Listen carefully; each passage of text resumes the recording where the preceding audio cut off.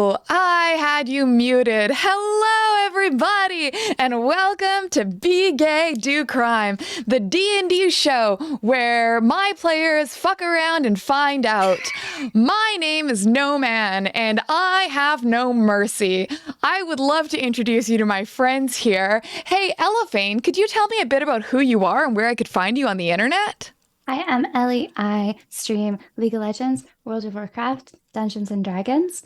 I'm a player in this campaign. I also play a cute little Gloomstalker Ranger that is a Kenku and is fucking adorable if you're into that. If you're into very adorable Gloomstalkers.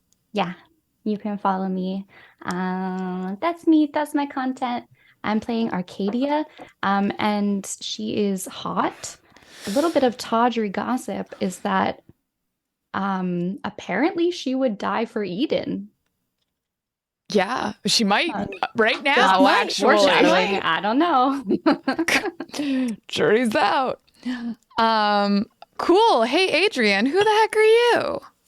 Hi, I am Adrian Driggs. I stream D&D a lot now, and also sometimes Destiny 2. You can find me on the internet, like everywhere, as Adrian Driggs. Yeah, I am a casual enthusiast about everything. A casual enthusiast about everything. Yeah, like I'm gonna get excited about everything, but I'm never gonna be an expert about any of it. A true bard. Sorry, I just had to, you just kind of drifted out of frame between when I set up the layout and now, so I moved it. God damn it, no, stay. Okay. And what's a bit of tawdry gossip about Titus? Well, other than maybe they're the BBEG,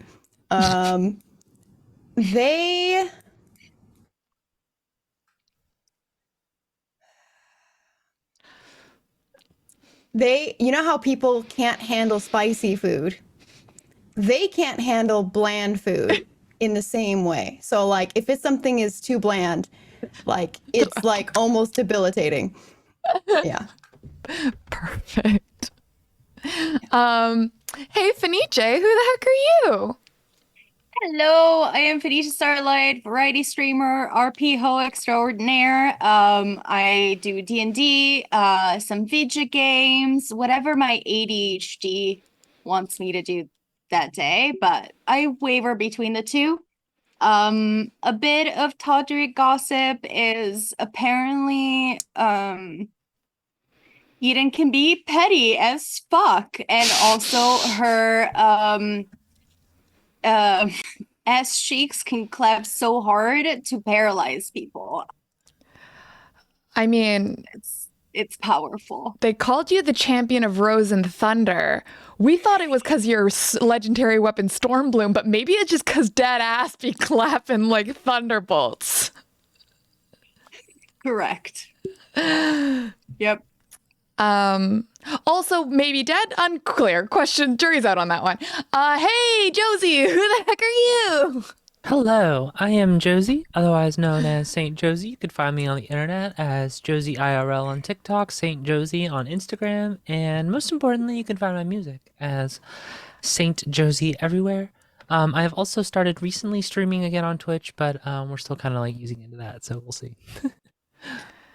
Exclamation Josie's bops in chat.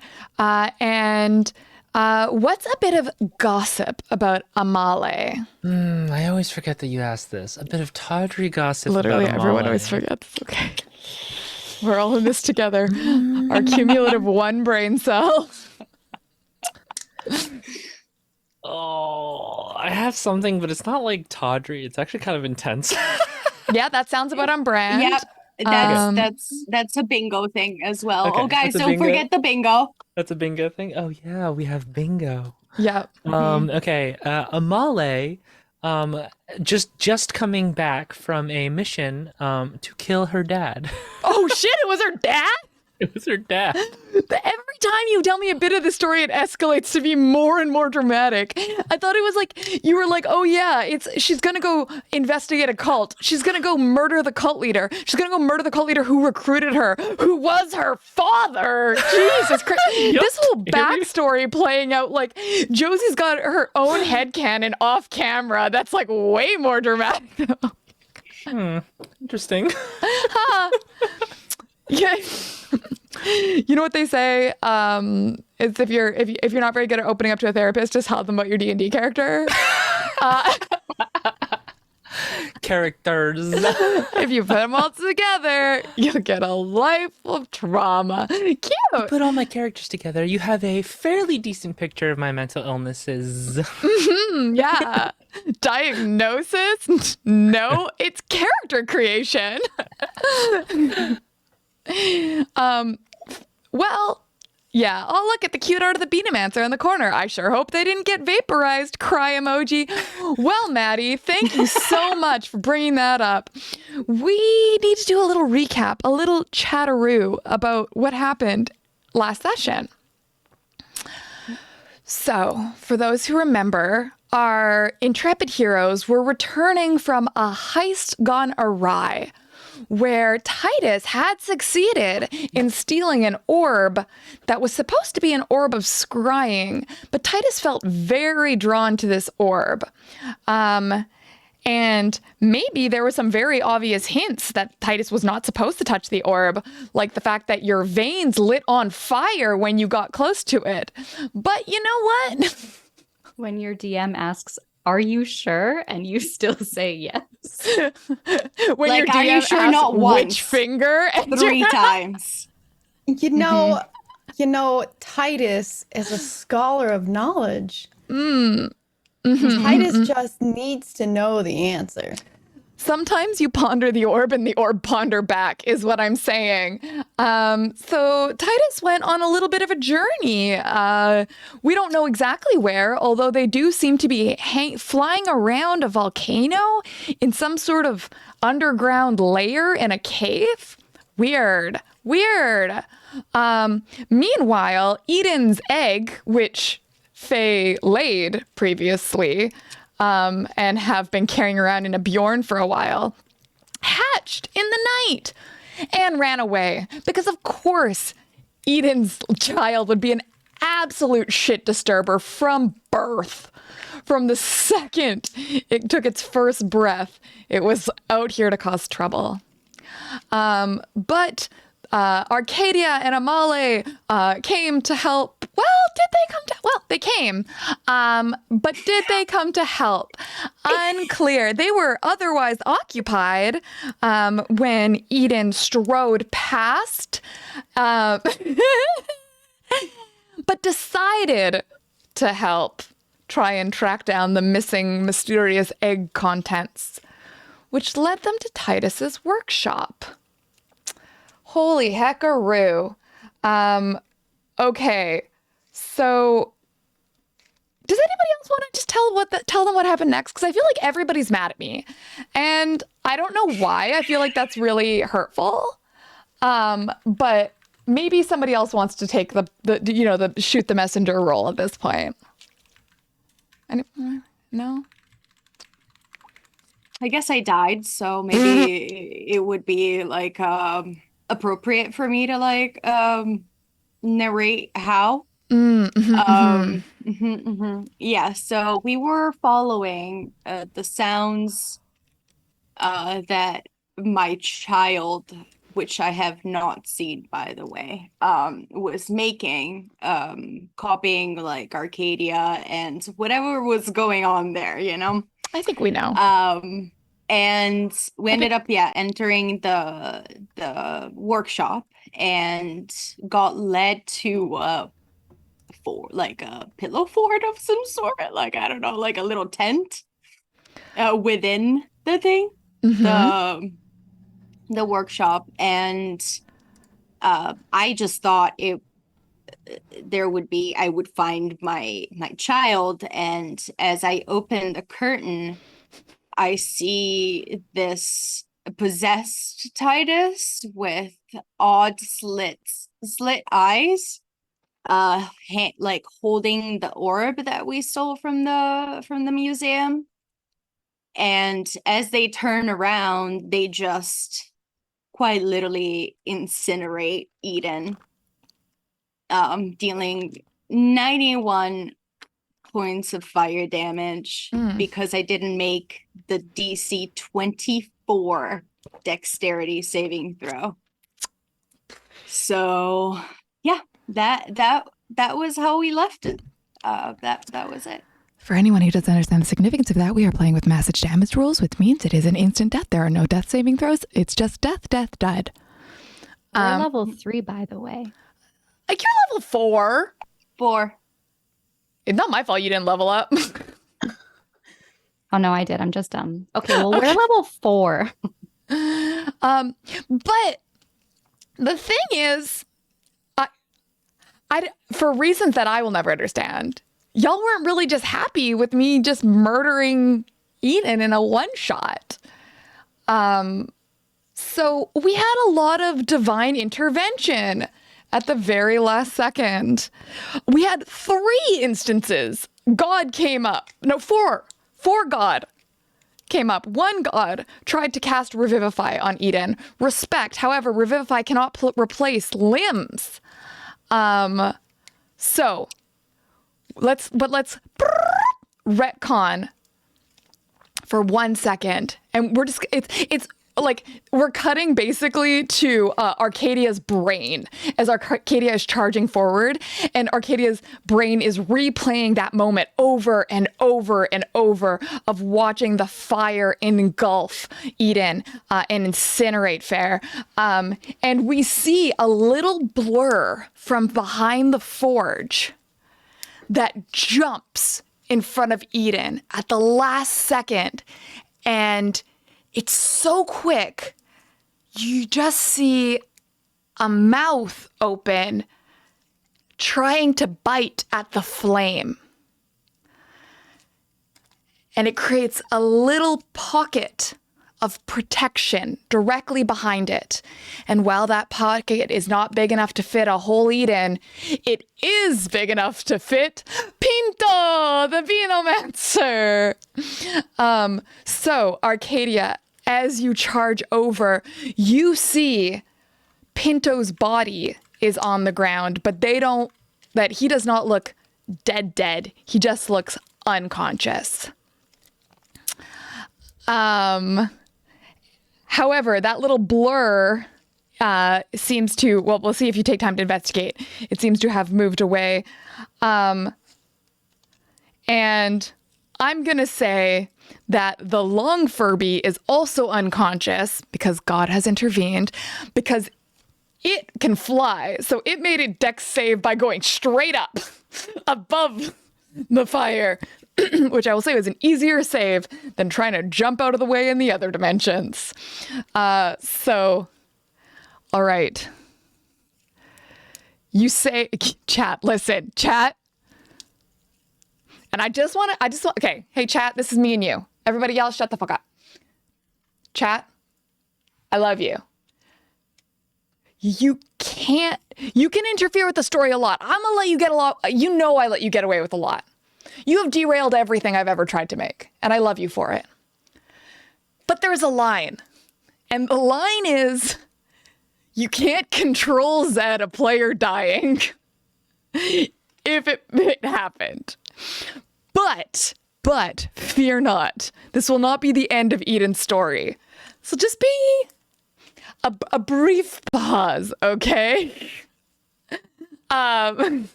Blessings upon you. Okay, so let us jump back into the scene. So I made you a cute little map of Titus's workshop. So you can see there where Eden's body was.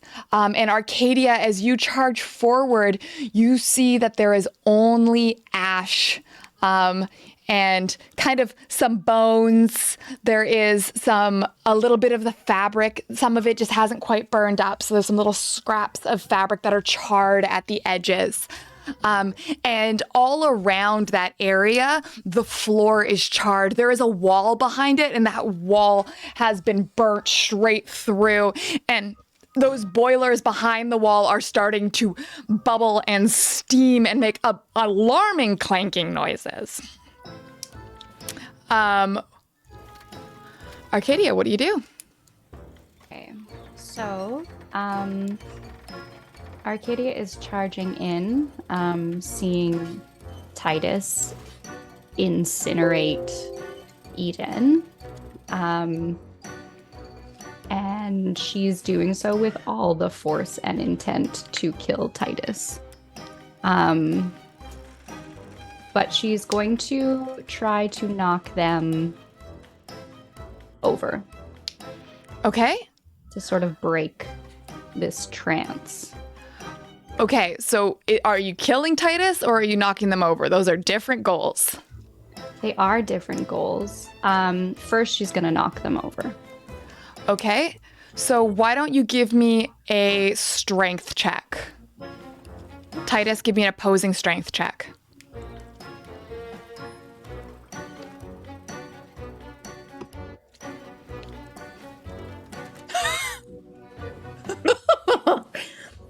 Titus is a paper boy. Our little dandy isn't strong. Dandy is a dandelion. He's gonna be blown away on the wind. 15. What'd you get, Titus? 1. Like straight 1. Well, gay 1, but you know what I mean. Yeah, perfect. So, Titus, in your mindscape, here's what happens. You are at the mouth of the cave of this volcano and have just released a breath weapon that has incinerated your enemy and they are gone. And you think for a moment you are safe, and then like a blur charges at you, and you know you're big, you know you're strong, you're not concerned. What can this little blur do to you? But alas, Titus, the real Titus, not so much. And you are knocked back onto the ground. Could you give me a wisdom saving throw? Oh, no. No? Okay, I guess not 13. then. 13. Okay, so you start to see a sort of double vision, like the two realities layered over top of each other. Like Arcadia is a hologram being projected onto the cave as you are knocked back. And in the midst of the sounds of the churning magma of the volcano, you can hear the clang of boilers that you know shouldn't be there. And amid the sound of the shifting rock, you can hear someone calling out to you. What do you do? Is Titus still holding the orb? Well, why don't you give me a dexterity save? 18. Yep, still holding the orb.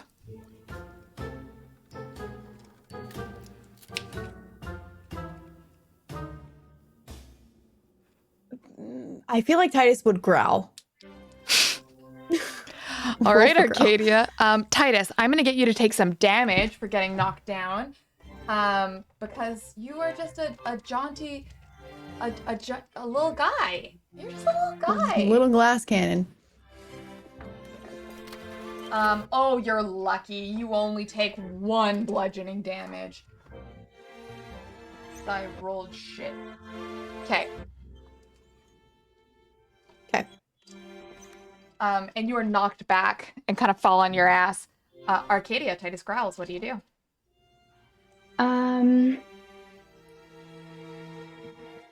She is going to...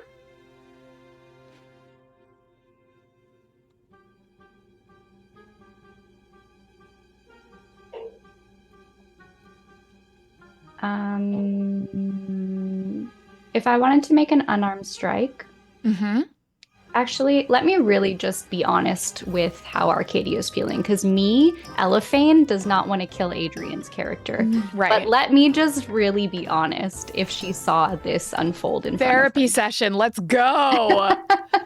How are we feeling in our hearts? of her. Can I make an intelligence check to see if she recognizes? I'm going to make an intelligence check to see if she recognizes that this is not Titus acting in sound mind. Could you give me an insight check, please? Yes.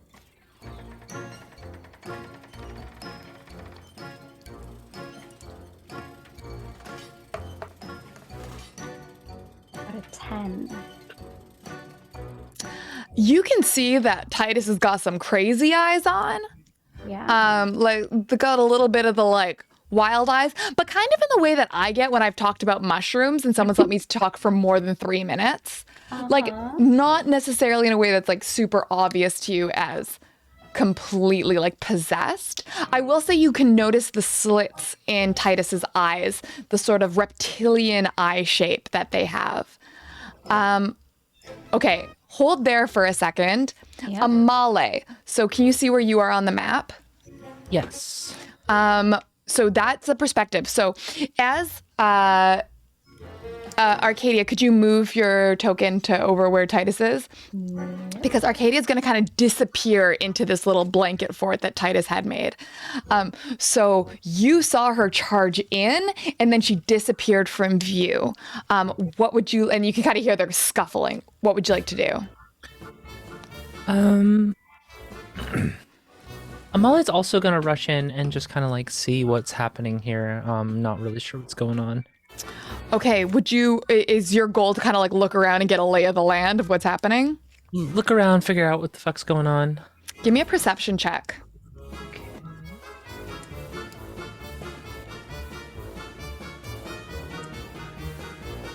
A 10.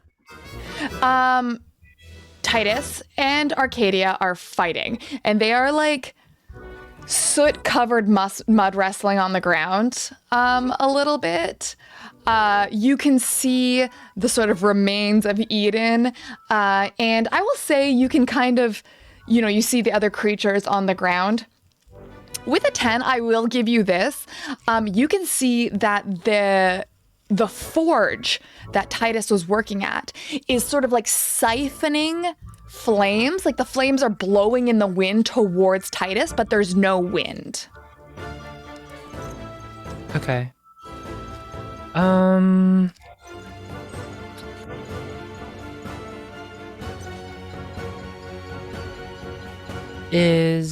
I insight check to see if I understand what happened here? Yeah, give me an insight check.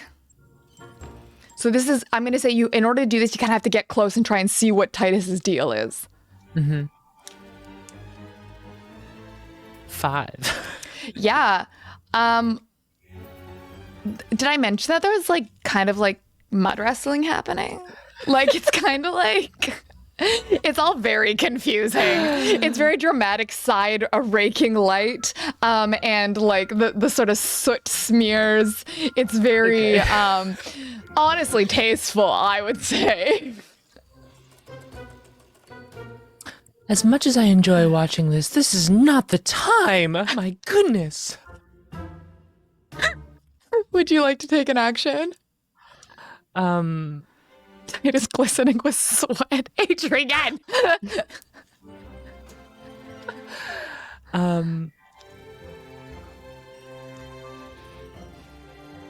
I'm gonna instead go over to the pile of ash where Eden was, and then examine and just see if there's anything left or anything we can find. Yes, you can see that there are some remains. It's like I said, bones and fabric. Do you want to give me, what are you trying to assess? Just taking the situation because we just saw Faye fucking die. Yeah. And that then it did. Faye fucking died. And now there's sexy mud wrestling going on, and Amale is just confused and does not understand. Gonna try to stop them from fighting, actually. All right. Is there any indication that the orb? Can Amale have see the orb from what was going on? I'm going to say with that check you got, probably not. I'm going to say that it's probably like if Titus has succeeded in holding on to the orb, it's probably because they're holding it like to them and like fighting off Arcadia. Okay. Well, in that case, okay. This is what's going on in Molly's mind. They saw the flame go on. They see the mud wrestling happen. There's a brief moment of intrigue and you know, a little but mostly she also wants to pin Titus to the ground and be like, "What the fuck? Why did you do this?" Okay. So we're gonna also attempt to help Arcadia subdue Titus. Awesome. Arcadia and Titus, could you please give me opposing strength rolls? Arcadia, roll with advantage because you now have help. 11. Okay. I just want to say that Arcadia was not attempting to like restrain Titus. Okay. He's trying to kill them. Okay. Well, Amale is helping you restrain them, which is often a helpful step towards killing someone. All right, so we're going to do this in sequences. Amale, could you give me an opposing strength check? Okay. With advantage. This is a grapple check. This is a 6. Okay, yeah. So just like in this little pile of mud wrestling, Amale just dives in, a swan dive, and just gets caught up in the tumbleweed. I'm a part of this now. Me too, guys. But it's not successful in restraining Titus. All right, let's go back to the top. And by the top, I mean, let's be honest, the bottom. Titus, what would you like to do next? You are not wrong. But I'm still offended. I mean, at least spank me if you're gonna call me out. Okay. You know what I mean? We know, thank you. Could you explain it for my friend, please? Actually, I don't get it. They don't get it. Well. So I would say Titus is still seeing this overlay between the two of them. Like, is one particularly stronger than the other at this point, or am I still pretty sucked into this vision? I'm going to say at this point, it's your turn, but right now you're kind of seeing both realities.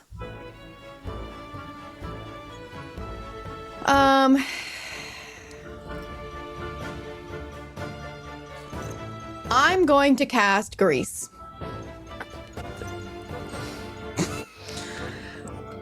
Can you read that? But not the time. Okay, can you read that spell to me?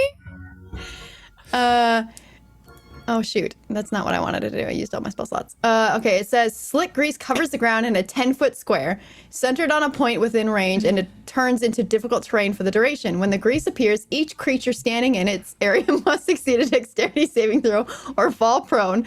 A creature that enters the area or ends its turn must also succeed a dexterity saving throw or fall prone. Since we're already on the ground, does that mean we're all technically prone? No, I mean, everyone give me a dex save against Titus to see if you get prone-er.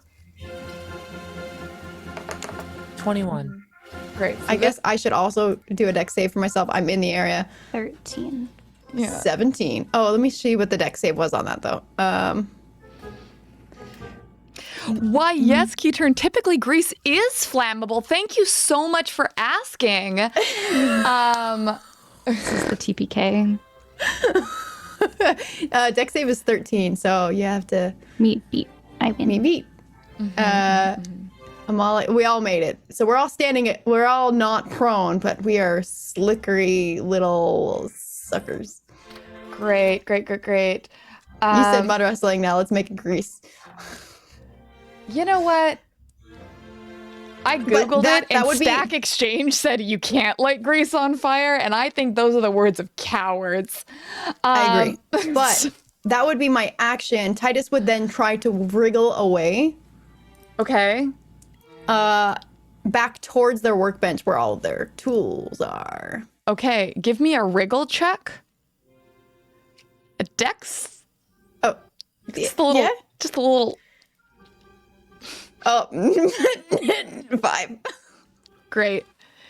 You wriggle, but Arcadia and Amale wriggle harder.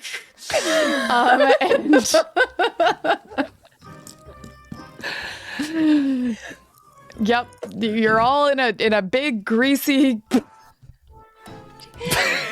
I just killed a character, and this is still horny as shit. Like, I don't know what to do with these fuckers, honestly, guys. There's nothing that can be done to slow them Just down. And I'm just here being a ghost and all, greasy you know, in three-way my wriggle.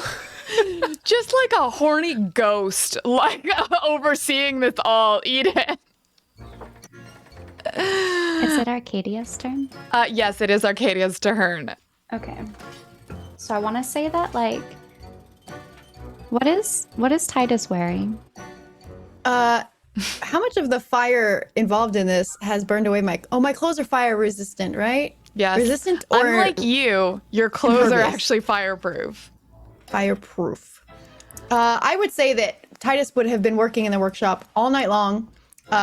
It's hot. They would have been using torches and experiment tools and stuff, and so they would have taken off their outer coat, and it would just be, and maybe unbuttoned their vest. Do they in which have their sleeves rolled up? And Yep. yeah, Their like, black silk shirt sleeves are rolled up to the forearms when the forearms are rippling, and hey, could you give me a roll for hot forearms? yeah, Just for me, a charisma roll, just a charisma roll. Charisma. Okay. Well, and that's not even the best part. It's hot, so they would have I got a 0. 1 minus 1? What's that? -1. I was like, how did you But, roll a 0? The shirt also would have been unbuttoned, like basically to the navel. So Okay. like glistening So it's skin. kind of, it could be, it's like there's freedom of movement on your garments, yes? Oh yeah, you might rip my shirt right off. Okay, so I'm gonna say with your 5, as you were trying to wiggle away, Arcadia gets up and steps on the corner of your shirt to prevent you from moving and getting up. And me now, says, mommy. "You will pay for this." And her eyes are gonna get a little crazy too as she communes with her goddess. Oh shit! She is going to cast Thunderous Smite. So basically, like a storm starts. She holds up her rapier, and there's like a sword that's just surrounded by like lightning and thunder and clouds and rain. And she's gonna make a attack roll against you With advantage. with advantage. Kill advantage. Ooh, 22. Does a 22 hit? Well, since my armor class is 16, yes. Okay. Though, is this something that I can use shield as a reaction for? Although actually, I guess it wouldn't be enough anyway. Shield only gives me +5, right? Yeah, that won't do it. You're going to take 14 piercing damage to start. And then you're going to take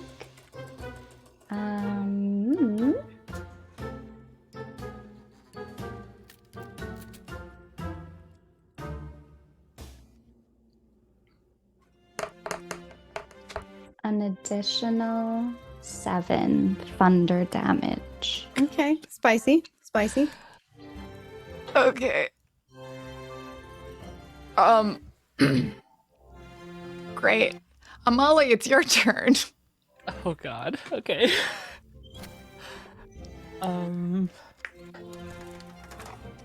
Okay, hold on. Let me think this through.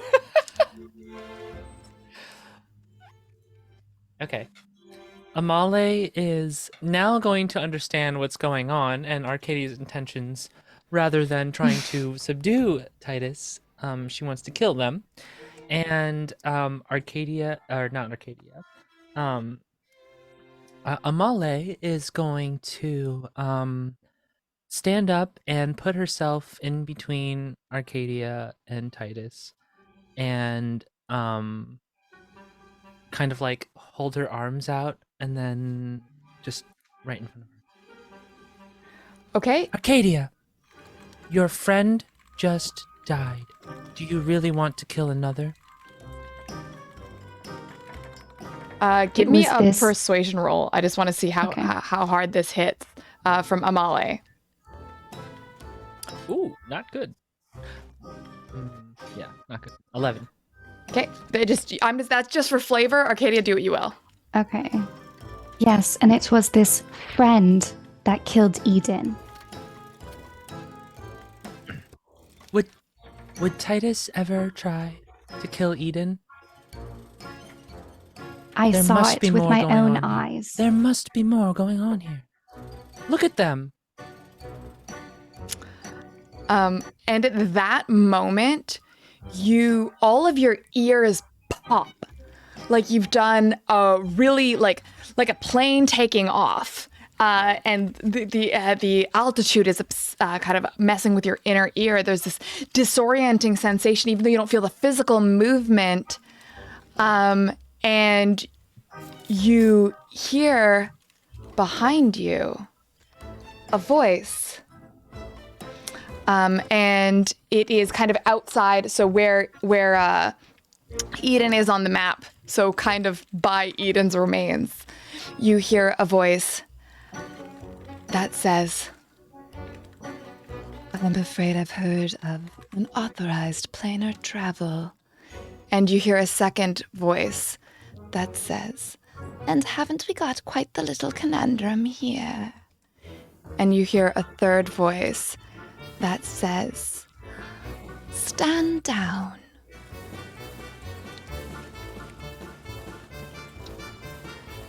Do they appear to be speaking to us? They are kind of like outside, so like you're gonna have to disengage and like look or whatever to hear what's going on.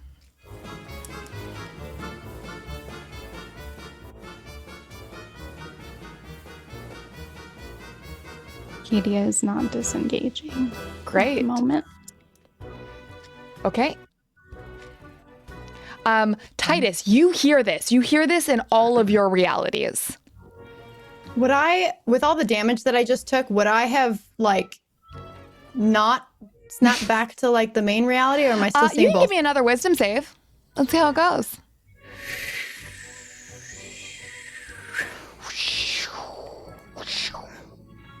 Like the brain between my ears, 11. Yeah. So I'm gonna say that, like, yeah, like obviously you are you are not dumb. You know that if you expect yourself to be strong and yet this little thing hitting you hurt you so much, that's a bit weird, hey? So like something's going on here, and also you see these kind of dual realities, and these voices you hear over both realities, which is super weird. But I'm gonna say it's not quite enough to like knock you totally back into reality, but it brings some of your like problem-solving faculties back. It brings more Titus back. And is it my turn in the... I'm gonna say everyone can tell me how they react to these voices, except Eden, who is dead. And they're talking about... You heard Could what you heard. say... Oh my god. Titus is just confused about multiple dimensional realities, and with the visions of what they're seeing at the same time, they're like, oh fuck, am I halfway between planes? This is bad. Bad things. And I would like to cast, if I can, Mage Hand. Okay, in which reality? Probably the workshop one, because that's the one I'm still holding the orb, and I'm casting Mage Hand to take the orb out of my own hand so I'm not physically touching it. Ooh. Okay, yes. I will allow this. I'm going to say that because this is a choice that you are making, that you can successfully do this. You can like wrestle yourself to get the hand. And as soon as the orb leaves your hand, you are kind of brought back to this reality, and the pain hits you like a sledgehammer to the side of your face. You didn't feel it before. You knew you were knocked down and you knew you were hurt, but now you feel it. You feel it in every bone in your body. You feel the heat blazing on the side of your face, and Arcadia standing over you, weapon drawn and crackling with power. The lightning ricocheting off of her rapier and the water kind of coasting up it into her arms as she is ignoring the voices behind her and staring down at you with fury and vengeance in her eyes. Titus hurts everywhere. Everywhere. But Titus is a snarky bitch. So they say,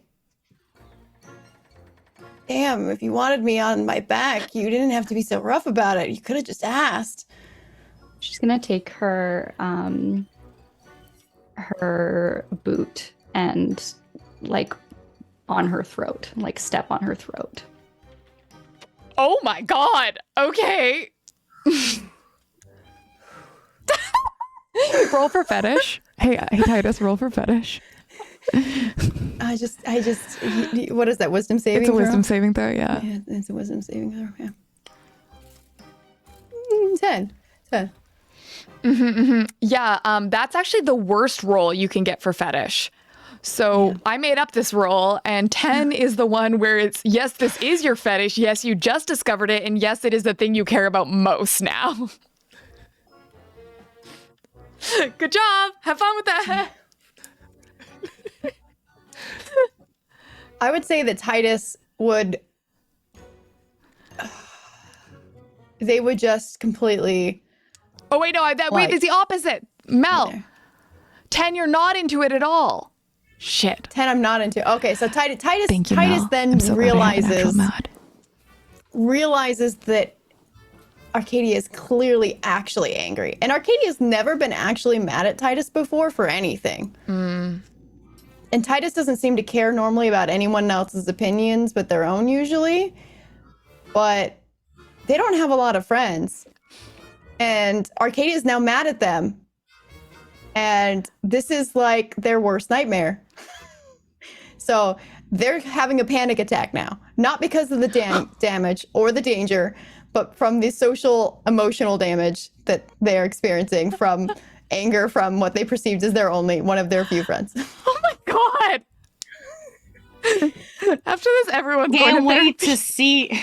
Can't wait to see what you like. How you react when you realize that you incinerated me. Oh, Titus doesn't know yet. Titus Somebody don't doesn't tell Titus. know. Titus doesn't know. Don't tell Titus. Tell Titus. So Titus looks at the orb floating over them, and then looks also, because they've taken the orb out of their own hand, and it's like floating maybe like knee level, but like above their head at a distance, because they were like, I mean, it's still mine. I'm not done experimenting with it, but clearly I'm done touching it. For now. But then like Arcadia's mad, and then they look over and they see Amale, and they say, what? And like you can see that they're on the verge of like almost tears, like absolutely confused and emotionally traumatized now. With all of her strength, Arcadia's gonna pick Titus up off the ground, like by the neck, and take Titus over to the pile of ash and like take their face and say, look at what you've done.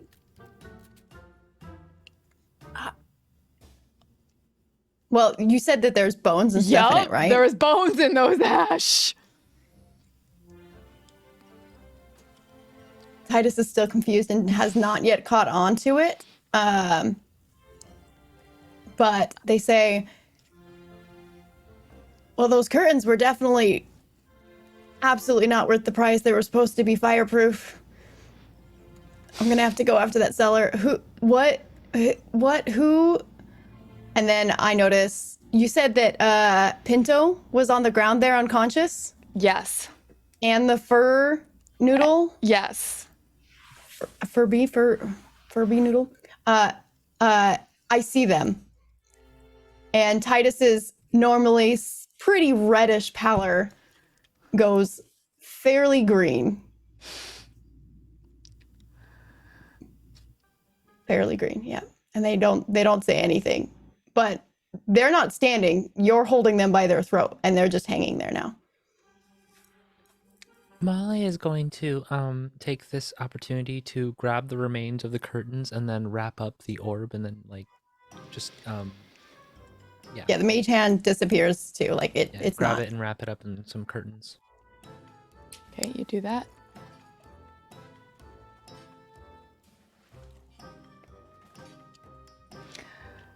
Okay.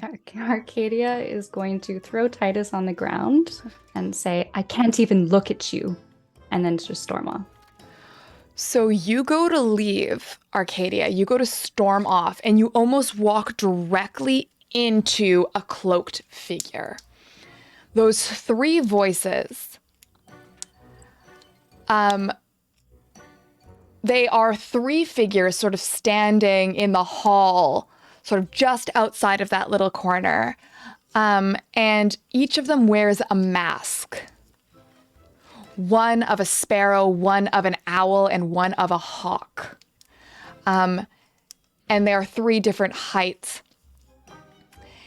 And they all kind of turn and look at you as approach. And the sparrow, who is the small one, waves her hand and says, "Oh, no. And could you give me a wisdom saving throw?"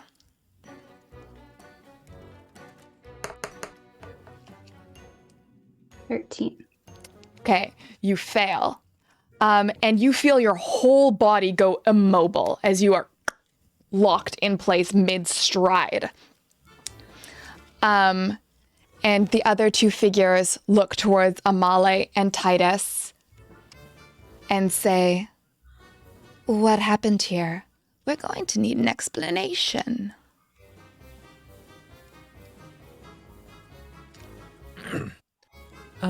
Amale is still holding the orb and not gonna fuck around with whoever these people are, just kind of like uncovers it so that like they can see.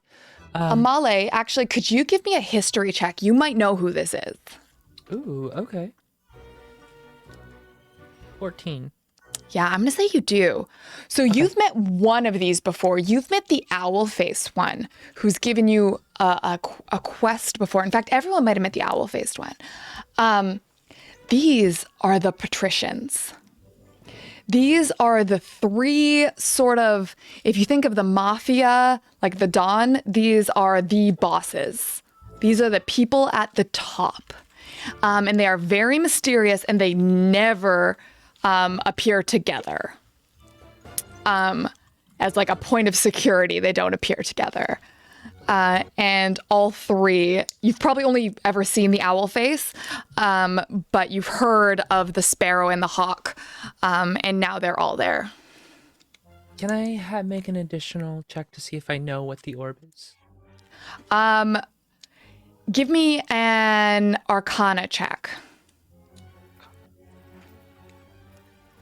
10. It's gonna take, like, even if you had rolled really, really high, you would have needed, like, I would give you some information, but you need time to evaluate this. Like, you know that you were sent to get an orb of scrying that was by this description, and you know what an orb of scrying is from context, and you know that Titus felt very drawn to the orb, and, you know, that's about it. That's the only context you have. Okay. I'm gonna say, I'm gonna uncover the orb and then look at them and say, it was this one. I found this in the hands of this one. They were hiding it away for some reason, who knows what, but I know that this is what we were sent to find before I was called away on other business. And the sparrow, the small one, kind of snaps her head towards it and does a little, "Oh my." And she nods towards Titus and says, on the ground, "This one." And she is going to hover over to Titus. She does not walk, but just sort of moves over, and floats down towards you, like the way someone might kneel to speak to a child at their height, and says, did you touch it?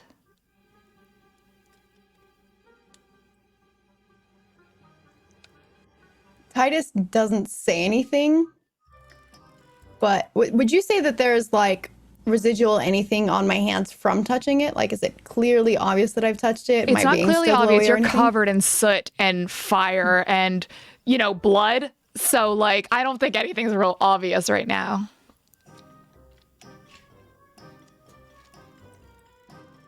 Titus would just nod. They would not vocalize, but they would nod. And she reaches out a hand, and her skin is sort of purple gray as it extends out from her cloak, and she touches the side of your face, and it is cold. Her flesh is cold, unnaturally, like beyond, like almost icy. And she touches you, and she goes, "And yet you breathe. Oh my." And then Amale and Arcadia, you just hear a pop. And Arcadia, you are released from your hold person. And Amale, you see as the Sparrow and Titus disappear. And with that, we're going to take a quick little break. And when we come back, we're going to see what the fuck's going on with Eden. What? I just feel like in the back of Titus's head, the audio from TikTok is going on right now. They're like, I can fix this. I will fix this. But it's like, you're autistic. You can't fix that. That's the audio clip in Titus's brain right now. Perfect. I think it's probably going to be fine. But everybody go take 5, hydrate or die straight. And remember, kids, mics are hot and so are you. Yeah. Hello, everybody, and welcome back to me, your best friend, and definitely not someone who you're mad at. So, you know what they always say, you're not mad at me. That's what they say, actually. It's what the kids won't shut up about how not mad at me you all are. At this point, we cut over to Eden. Yes. Eden. You see this flash of fire engulf you. The last thing you remember are Titus's reptilian eyes staring at you. And then everything goes dark. It's instantaneous. You don't feel any pain. There's just nothing. And then a moment later, you wake up, and you can't breathe. You are face down in a puddle of water.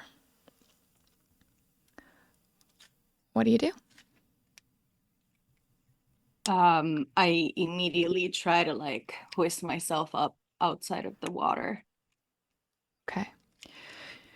You kind of pull yourself up and your hair just drips forward. And you can see that the water coming off of you is shining purple. And it swirls and it doesn't look deep, but you can't see the bottom.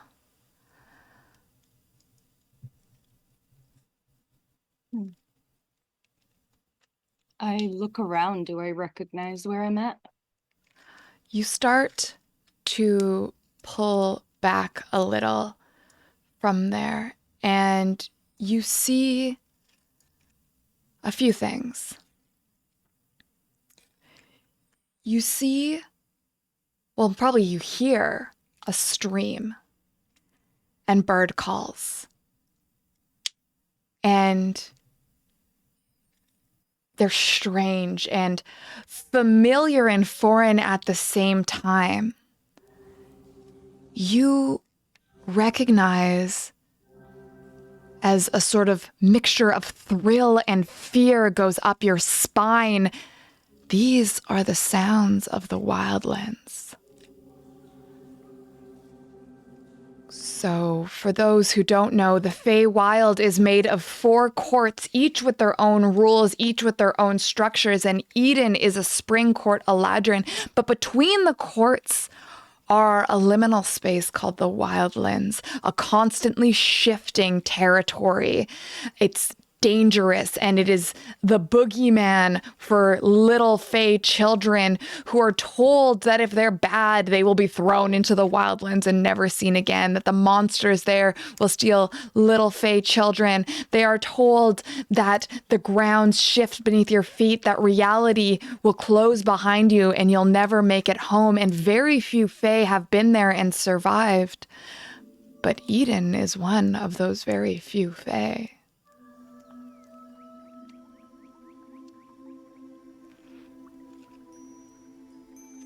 I get myself up after looking at this strange purple swirling pond, and I try to get up, and as I hear the rushing of the water nearby, I'm gonna try to head over towards it and see if perhaps I like find something that I could identify, perhaps from like my time in the wild. You go to stand and walk, and you feel something awful. A tugging in your chest, like something is pulling on your very essence from within, like the sensation of your stomach dropping on a roller coaster, and your chest is pulled back down towards the puddle. You look and you see a shining silver cord that disappears into your body and extends out into that puddle and falls below the surface. Can I touch it? Yeah? I touch it, like not with force or anything, just to feel it. It feels like a live wire, electric and buzzing, and it's a mixture of like licking a battery, and also the sensation of ice cold water on sensitive teeth. It hurts, but in a way you can tell isn't really damaging you, but it is sensitive. This is raw. These are nerves that are not supposed to be on the outside. These deserve the protection of a rib cage and body.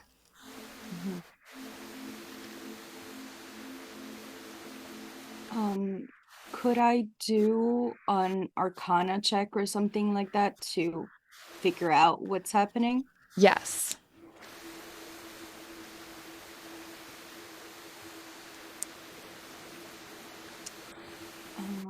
Arcana. 11. 11. You're trying to get a sense of this, and you realize that this cord is part of you, and that it is tethered to this pool of water before you. And as you pull back, it hurts, but it is able to give a little bit of resistance. Like it's like when you're, it's like I'm thinking like a seatbelt. Like when you pull fast, it won't let you move. But when you're like very slow, you can kind of get a bit more distance off of it. Mm-hmm. And so you gain a bit of movement. And then you hear Arcadia's voice shining through that pool of water at you. You hear her shouting, "Look at what you've done." And can I go close to, like, kneel back down and like look inside of the pool to see if I see something? yes, you see, it looks like the perspective, like you are on the ground, but your vision is partially obscured by fabric. Like there's almost like a blanket or something over top of you. But you can see Titus's confused face staring down at you. You can see Arcadia, rage and fury, sparks behind her, and you can see Pinto lying next to where you are. I would probably try to like reach down into the pool. You reach in, and when you reach in, the voices become clearer. You can hear Titus's sputtering and confusion. You can hear Amale's intervention, and then you hear the sound of the 3 patricians arriving and calling everyone to stop. You hear them mention unauthorized interplanar travel.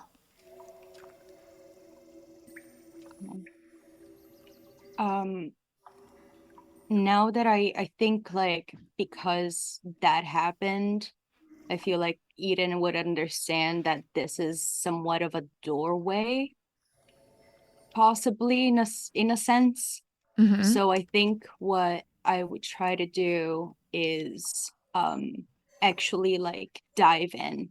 I would take like a deep breath, because I remember when I woke up I couldn't breathe, and just take a few deep breaths and dive in completely and try to follow the voices and that I'm hearing from there. Give me a wisdom check.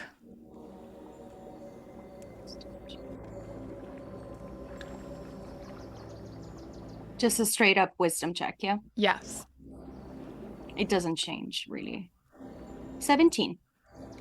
That's pretty good.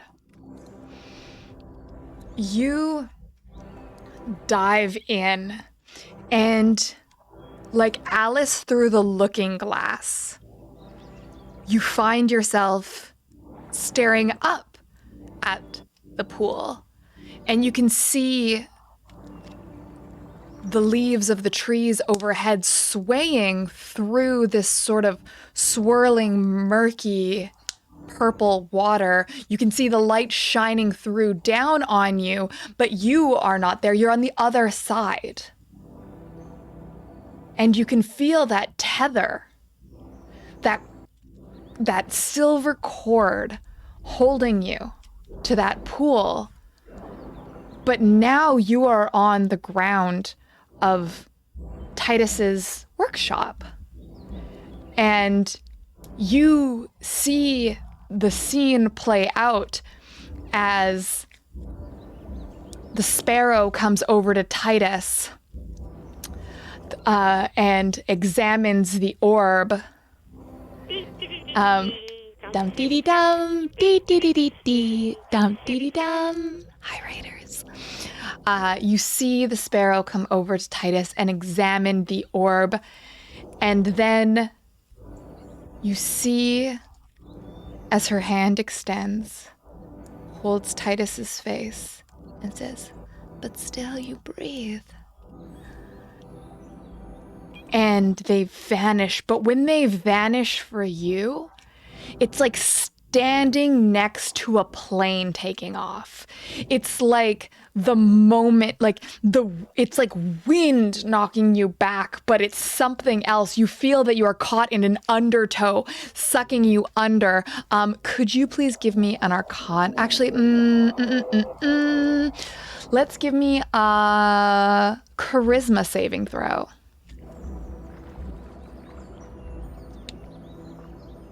21.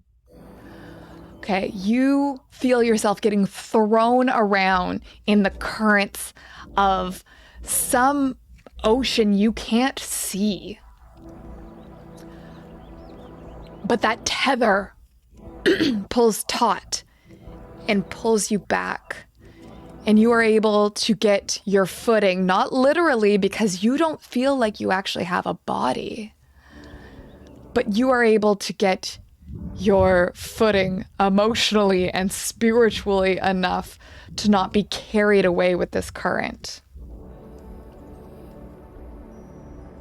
Yeah, I feel like I hang on to just the will of seeing my friends again, I guess. Especially after witnessing Titus like that and Arcadia displaying that raw, deep anger. Yeah, I think she would like utilize that to like help there stay there. Okay. Arcadia and Amale, you are in the workshop and you don't know of any of this happening from Eden's perspective. All you see is Titus and the Sparrow have disappeared. Arcadia, you were holding person, you were being held, and now you are able to move again. There are still two patricians in front of you, staring at you with what looks, I mean, they're wearing masks, so it's hard to tell, but their posture seems curious rather than threatening. Who are you? Arcadia. And the hawk looks at you, and they turn their head more than a human could, getting another perspective on you. And they say, "Why? I think I'm your boss." I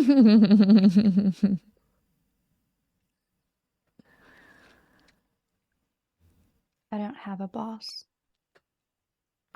Oh, is this your resignation? No. Well then, my dear, one thing you'll learn is we all have bosses. I have a goddess that I serve.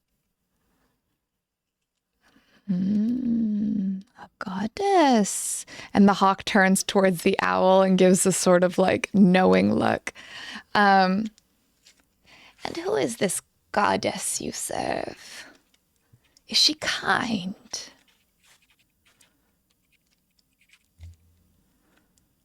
She's kind to those devoted. Ah, she cares for her disciples. Yes. Why? I care for my disciples. Am I a god?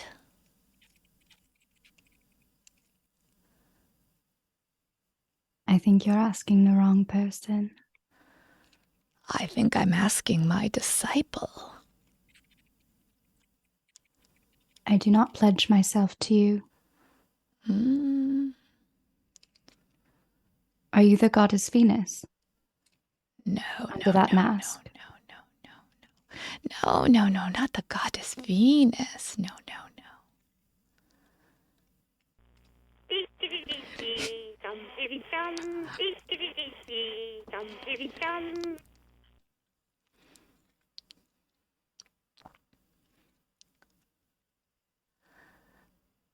If you wish to leave, I won't stand in your way.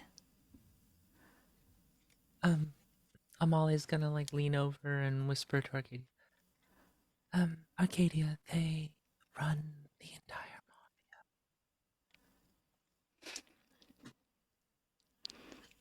All of it. The whole thing. Well, if that's true, then what are you doing here? mingling amongst your disciples. Oh, I like to walk with the common folk sometimes. Isn't that right? How noble of you. You don't want to remember, you don't want to forget your origins. Isn't that right, little one? And you kind of blink, and this hawk mask is right next to your face, and you can feel their hot breath on your cheek. And could you give me a wisdom saving throw?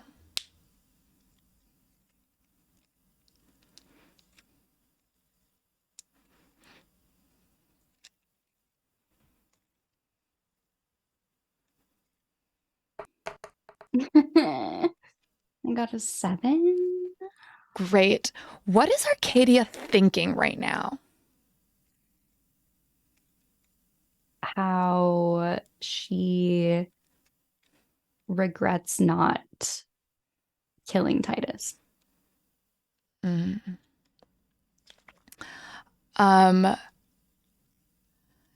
What is her emotional state? How would you describe that?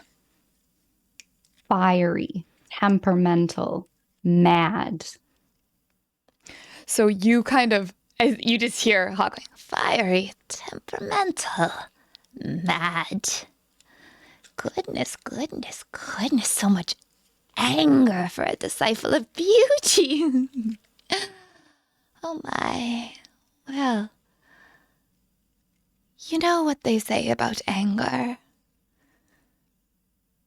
It's always more fun with a sword. And she is going to nod over towards Eden's remains. And make a little gesture and pull some of those rags aside. And you see Stormbloom, Eden's weapon, Eden's legendary weapon.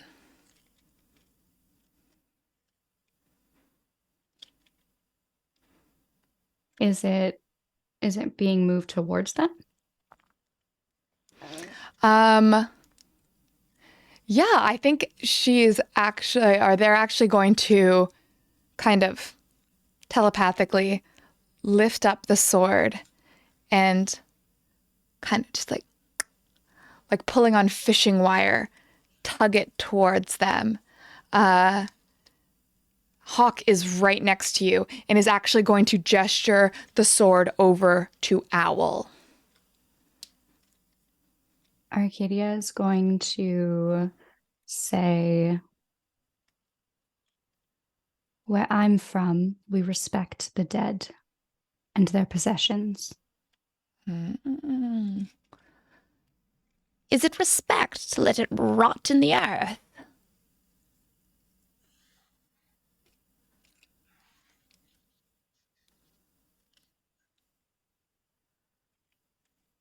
I have a quick question. Yes. Am I there for this?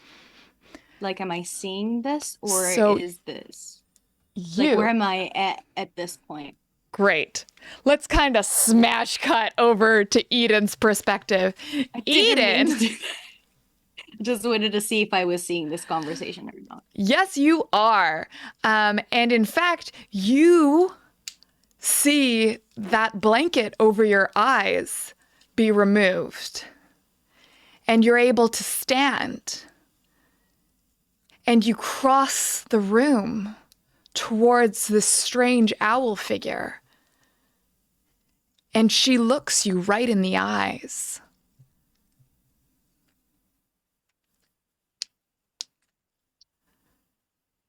Hello? And the owl through the mask blinks at you and gives you a sort of mischievous look, but you can't see much. Can anybody hear me?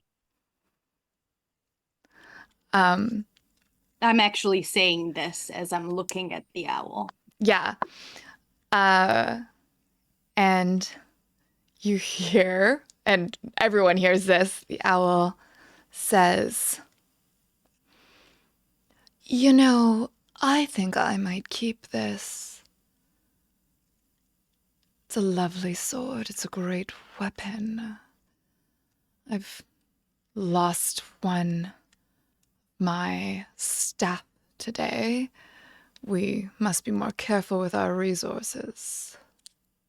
It doesn't belong to you.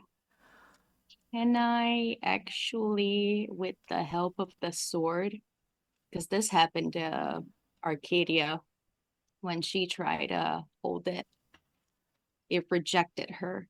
Can I use that force to reject her? She's not touching it. So owl is just extending a hand. It is hovering above. But you can try to summon that force. Yeah, I want to try to summon the thunder that would move them away from me. Okay. Give me a...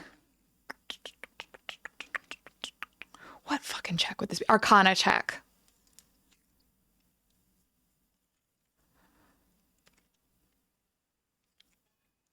A 9. So you're trying to pull on that. You've kind of been putting the pieces together of what's happening, but you're just staring at these huge glassy eyes, and they bore into you. And it's hard for you to anchor yourself. It's hard. You're being swept in that current once more. Arcadia, sorry, what was it that you said in your sass? It doesn't belong to you. And Hawk just steps right between you and the sword. And they are smaller than you, so they're looking up at you. And they say, "And who does it belong to, little one?" It belongs to Eden. "I don't believe much of anything belongs to Eden anymore."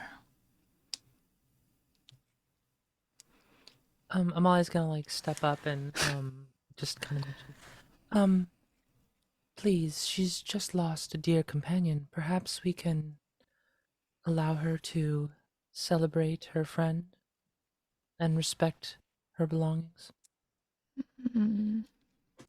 And Hawk just like turns over to you, Amale, and does the thing.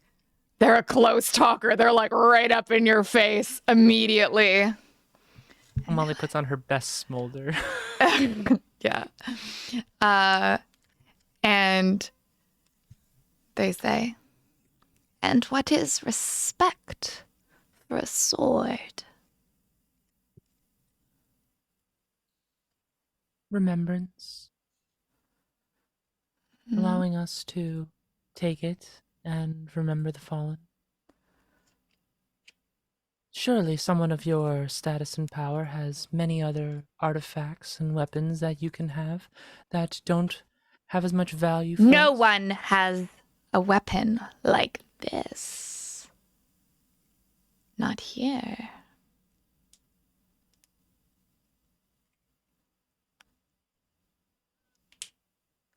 Amale, this sword is for killing. This sword is for severing the threads of mortal's life force.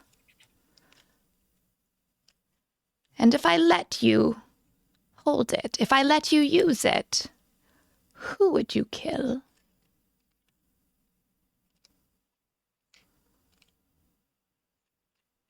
I would kill who I needed to, who I am told to. The one that I needed to kill is already dead, and now my sword is yours. And Hawk turns towards Arcadia. "And who would you kill, angry little one?" I would kill the one who did this. Another asset, another asset. Well then, let's just see how that goes, shall we? And Hawk is going to place their hand upon your face. And Owl snatches out a hand and grabs Amale. And you are both teleported away. And you come to in like an infinite kiddie pool. It's a space of, it's just white in every direction, but a foot of water beneath you that sort of like laps under your feet as you move. And slowly around you, things start to take form. You start to be able to make out what is what it is. Pillars emerge from the ground and rise up, and a pale teal bioluminescence glows from beneath you. And it's dark. But as the darkness starts to clear, you see the form of Titus.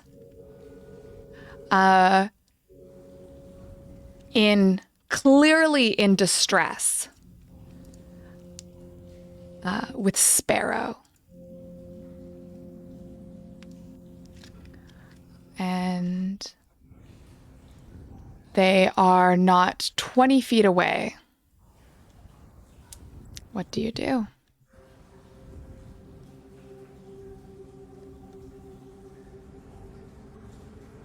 Amale is going to kind of like reach over and touch Arcadia's shoulder and just kind of lean and say, if you truly want to kill them, I won't stop you this time.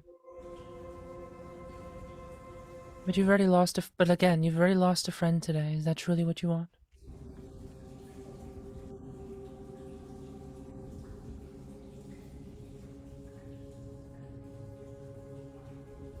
They took my best friend.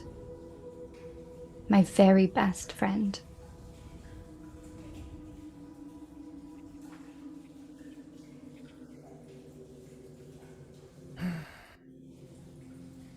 Is it worth killing them for? What happens to you after you do? What happens to you? You get to walk away.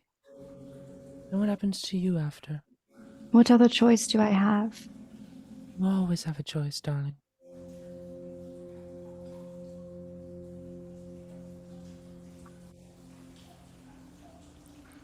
Will you find rest in your soul if you kill them? I suppose I'll have to find out, won't I? Then I won't stop you. And she'll just pull her hand away and kind of just step back.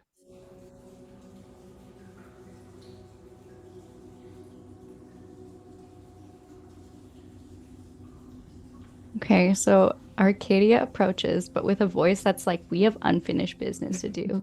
It's just like, Titus.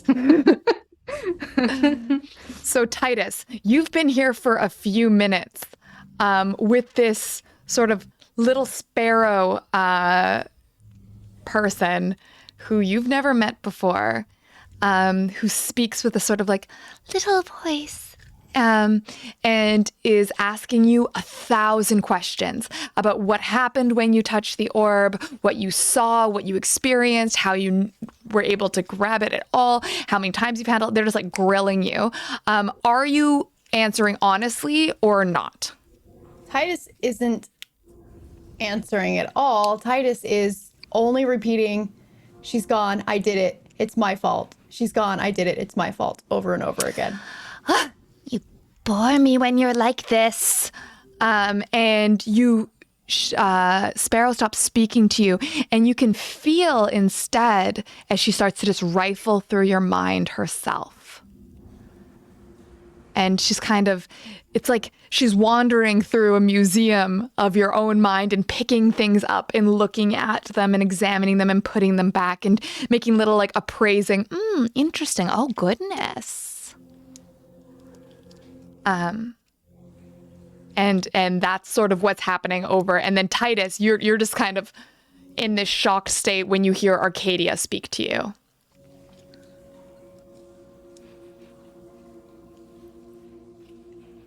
Titus's eyes meet Arcadia's, and all you can see is like, do it, I deserve it, in their eyes.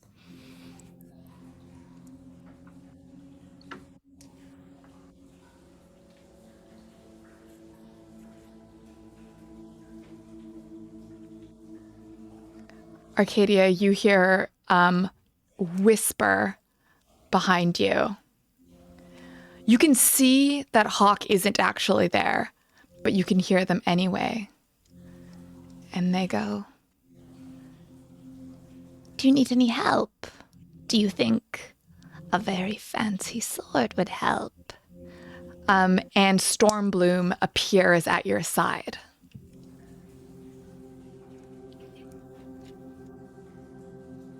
Arcadia is hesitant because of what happened last time. Literally a giant fucking explosion. So she's going to sort of close her eyes like she did before to find it and see if she can sort of attune to this sword. Like she's gonna have her hand very close to it and just see if she like feels anything. Eden, you witness this. And you see Arcadia reach out for you. I think, like, in the meanwhile, as I was wherever I was, witnessing this, I would have been trying to, like, be like, no, this weapon is not made for this. This weapon is made to protect, not kill people. And, like, you know, saying all these things. And once I see that I'm by Arcadia's side, I'm like, Arcadia, can you hear me? Arcadia. And Eden, you hear a little like twittering giggle, like a from Owl. And Arcadia, you hear this too.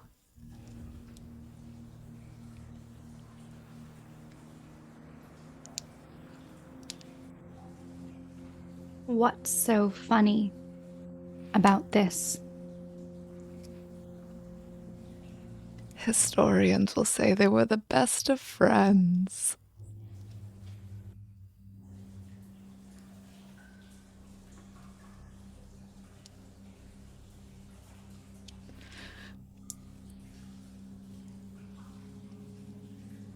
Do I feel anything from the sword?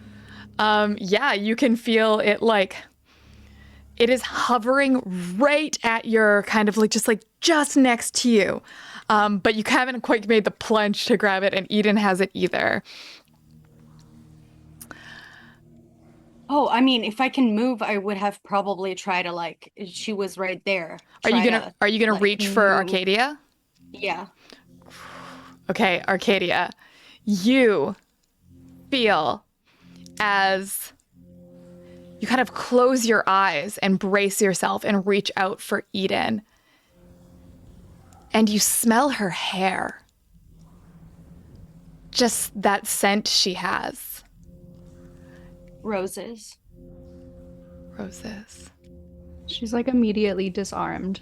Like her anger, just like in that second that she smells Eden's hair and the familiar smell of roses. And she's flooded with memories of walking with Faye in the rose garden where they shared their first kiss. Maybe not their first kiss, but where they shared that kiss. And she sort of melts for a second. Eden. No, sure. Arcadia? Arcadia, Eden. you feel a pinch of pain on your arm. And then another and another. And as you look down, you see that from Stormbloom, the rose vines that circle its lightning bolt shaped blade have started to unravel and affix themselves to your arm. And the thorns cut into your flesh, and a little trickle of blood seems to come down from it. And through that sting, you can hear it like bone conducting headphones. It seems to hear in your mind, but not from your ears. Arcadia? Arcadia, can you hear me? Ethan, is that you? Is it truly you? Yeah. I mean, I think. She slaps herself. To be like, what the fuck? Can I insight? Yeah. Like, she's like, am I going crazy? Like, am I imagining all of this? Can Amala hear this, or did she just Yes, see Amale Arcadia's? hears and sees Okay. all of this.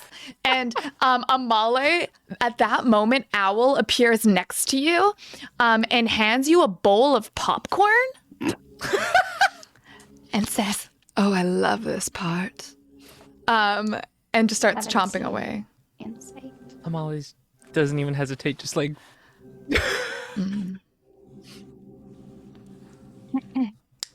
Yeah, it's me. 17. How are you still? I watched you burn. This really never happened in my plane. We usually just takes a little while, but we reform, after a little while. But I think something else happened, maybe because I was in the material world. And Owl leans into Amale. The material world. I've heard so much about it. And kind of looks around at where you are. Very material. Amala's gonna lean I back don't know. and say, "You're terrifying," and just keep. But I I get that a can't lot. see you.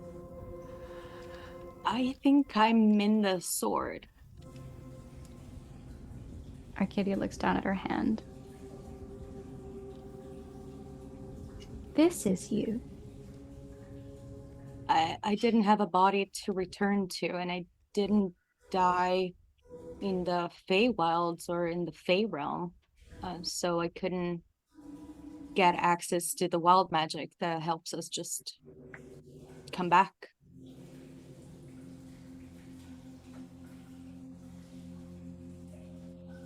How do I get you out? I don't know. Can I do a Arcana check to see if I know anything? Yeah.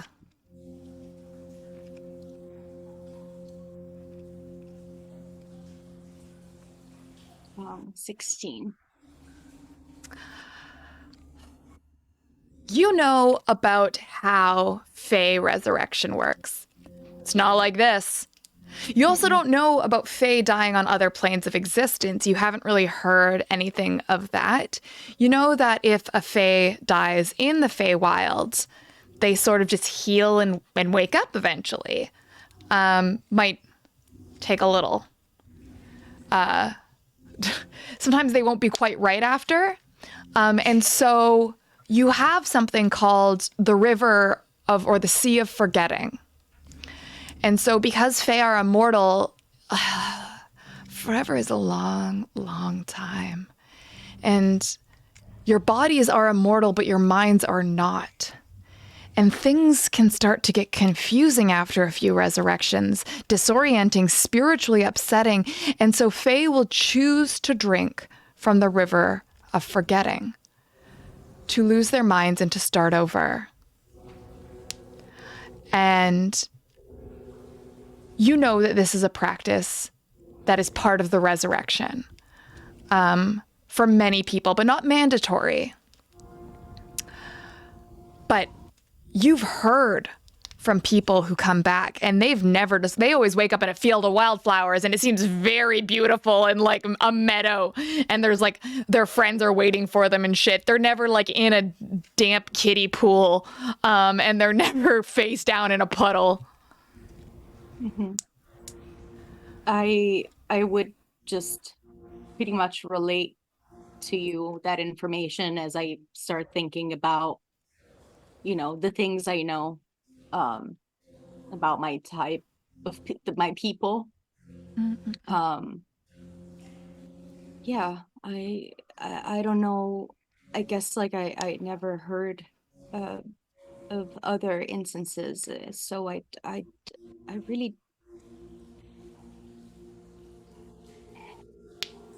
Bringing Eden back is now Arcadia's like #1 focused goal and mission. She's going to, so she was sort of walking towards Titus. She now has this rose thorn flower sword in hand, and she turns around to look at, who brought them there? Was it Owl or Sparrow? So Sparrow brought Titus, Owl brought Amale, and Hawk brought you. Okay. So she's going to walk back over. Is Hawk still there? Yep. Okay. She's going to say, please take me back to the manor. Yes. To the manor, to the manor, to the manor. Well, wouldn't you like to have a little look in the mirror first? Wouldn't you like to see yourself? You look very strong. I am strong. I don't need to look into a mirror to feel that, to see that. Of course, of course, of course. No vanity, no vanity. But what if I made one anyway? And then you can kind of hear a rush of water behind you, like a waterfall in reverse. And you see a door in front of you. This temple door appears. And she goes, yes, you can leave, you can leave, you can go back to the manor. Or you can have a look.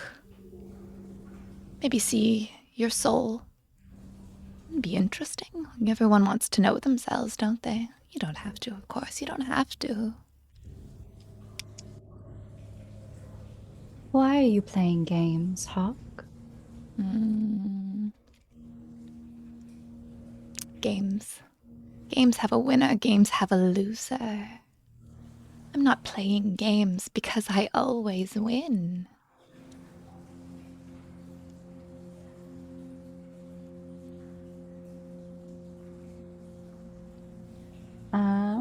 Arcadia is going to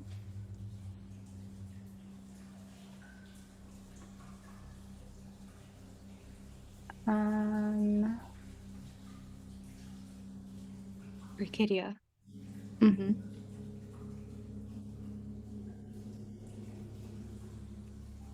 I would like to see the truth.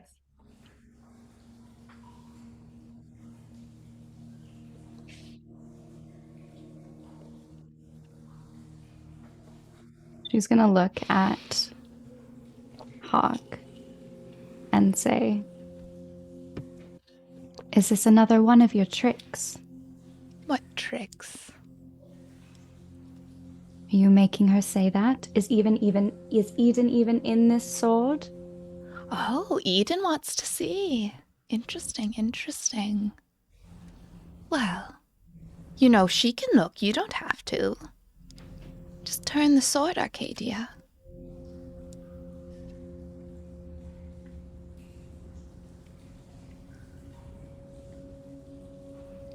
Please do it.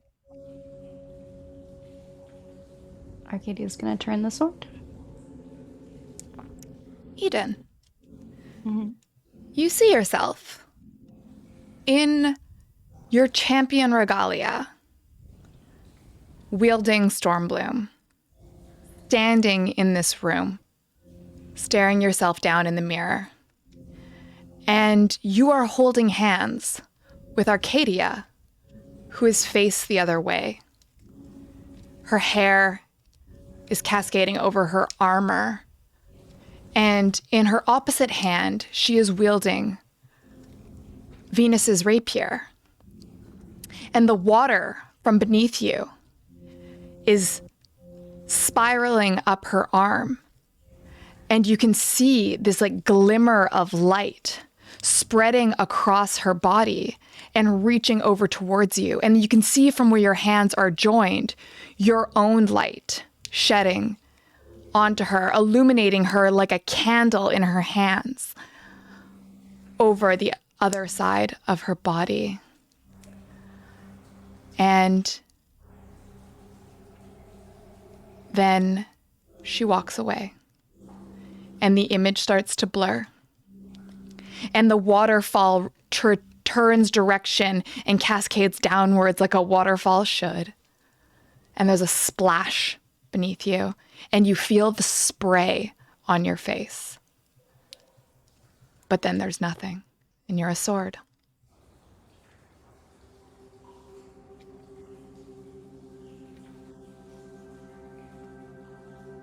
Are you satisfied? Take us back now. You are always free to go. She gestures towards the door. Arcadia is gonna leave.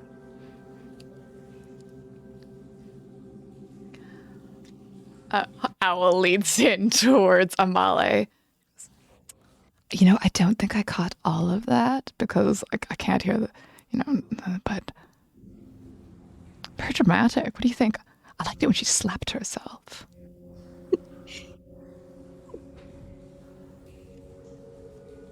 I have no idea what's going on, but I'm concerned for my friend. Which one? The dead one? The insane one? Or the angry one?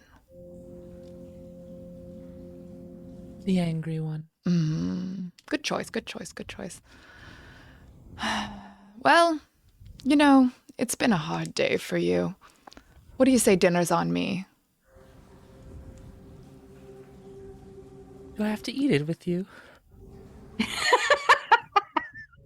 mean, should I be taking offense? So, it's all right. Let's go have dinner. Why not? Let's get to know each other. All right. Let's go. And then the rest of them. Titus, what do you do? Sparrow kind of reaches out a hand for you and goes to like kind of guide you towards the door. What do you do? They're not still like rifling through my mind. Oh no. I mean, she's had a good rifle. She also got distracted by the big drama. Titus just lays down in the water. Which says a lot since Titus hates water. Yeah. I think this one might have lost the will to live. And Sparrow kind of kicks you with her shoe a little. Splish splash. Just takes it. And Owl kind of like taps Amale. Goes, well, go on, go, do what you mortals do. Just like be nice to each other or something. I don't know. Go. Always like, rain check on dinner then, and just kind of like walks by to the door, not expecting an answer. Okay, well, fine. And like, no, we're still doing dinner. I just thought you might want to bring your wallowing friend, quite literally wallowing. Dinner sounds great. Great. Okay, well, don't drown. And Owl is going to leave. Owl goes through the door and is gone. Amale follows. You follow? Great. Yeah. So it's just Sparrow and Titus in this kind of giant chamber. And Sparrow sits down in the water, kind of crisscross applesauce next to you. And says, Titus. That suit is dry clean only.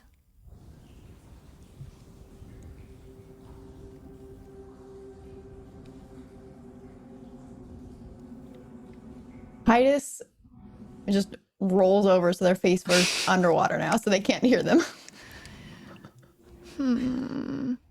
It's very difficult to drown yourself.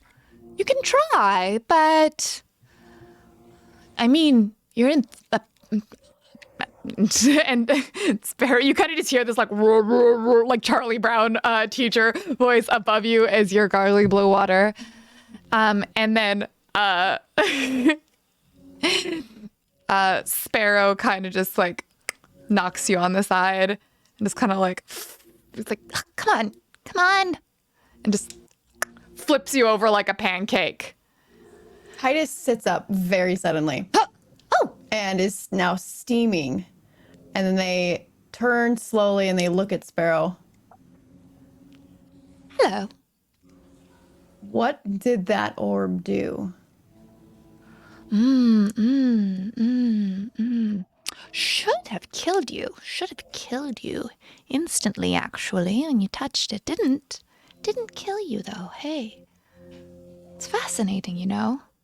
And you didn't think to warn those you sent after picking it up? Oh, I never sent you after that orb. You think I would send you after... No, if we had known that was there, that would... Oh, goodness, no. We would have sent so many more people, but you did it. You carried it. Titus, I don't know if I could carry it. Did they not just take it from the mage hand? It was wrapped up. Oh, So that's right. nobody else has like touched the orb directly. What does that orb do? Well, you tell me, you're the one who touched it. What did it do? Titus just stands up and walks through the door. Titus? What are Their you? clothes are completely dry, by the way, like steamed with their heat fire control. And you kind of hear a splish, splash, splish, splash. And Sparrow isn't hovering anymore. It's like running, like little splish splashes after you. And says, what are you? Titus doesn't answer. You're so frustrating.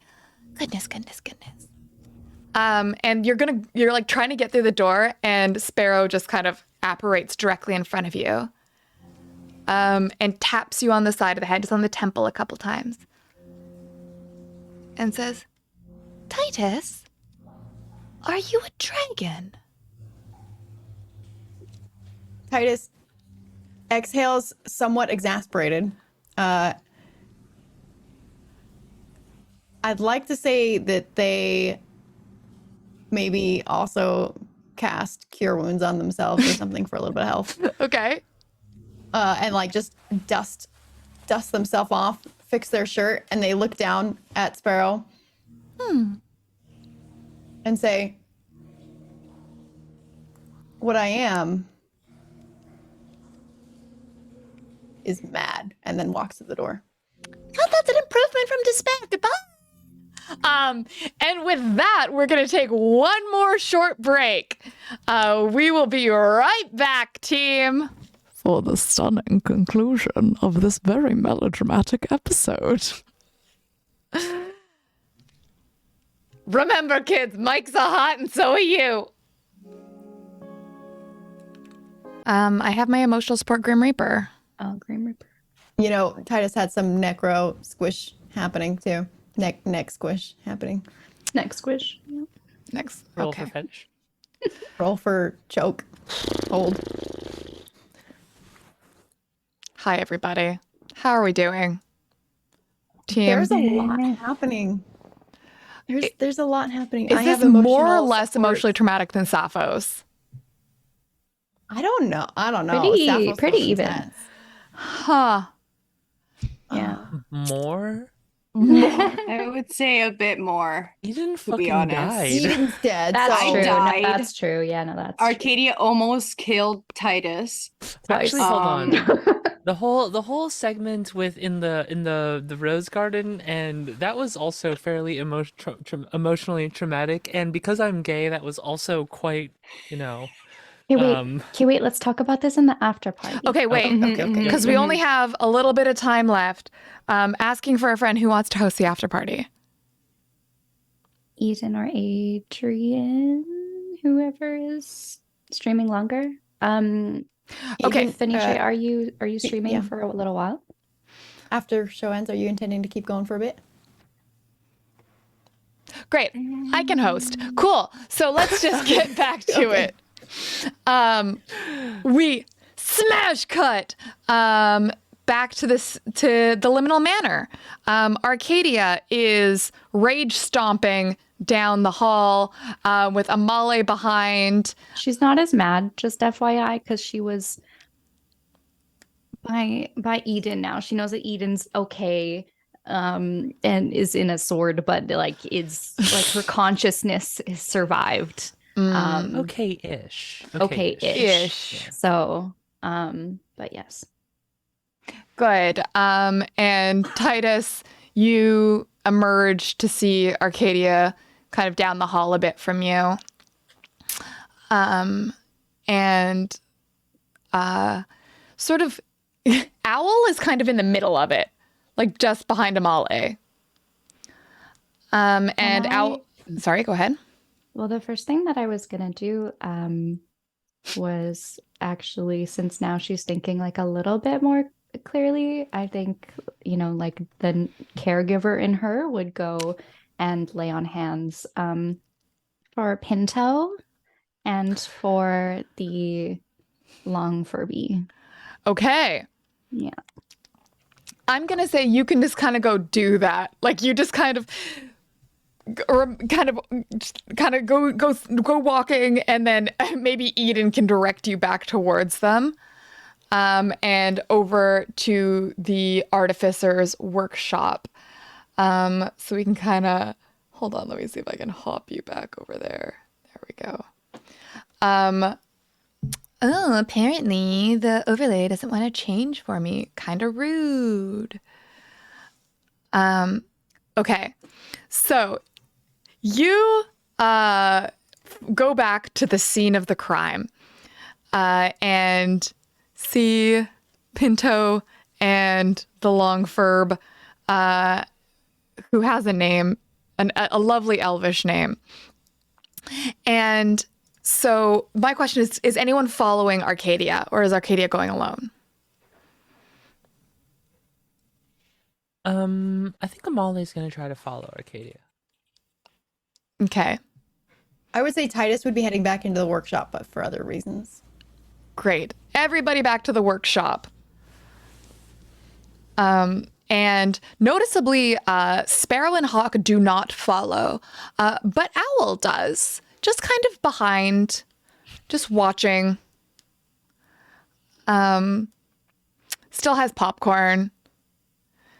And says like, "Oh, I'm waiting for an Act 2 twist."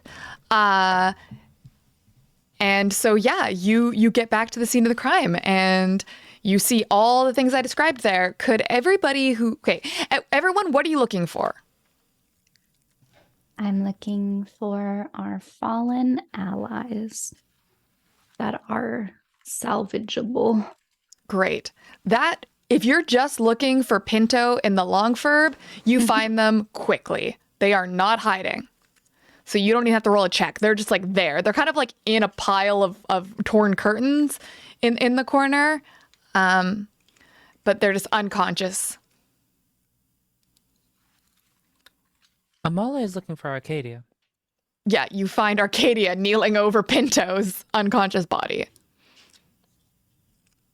Titus is trashing through all the books they can find. They are looking for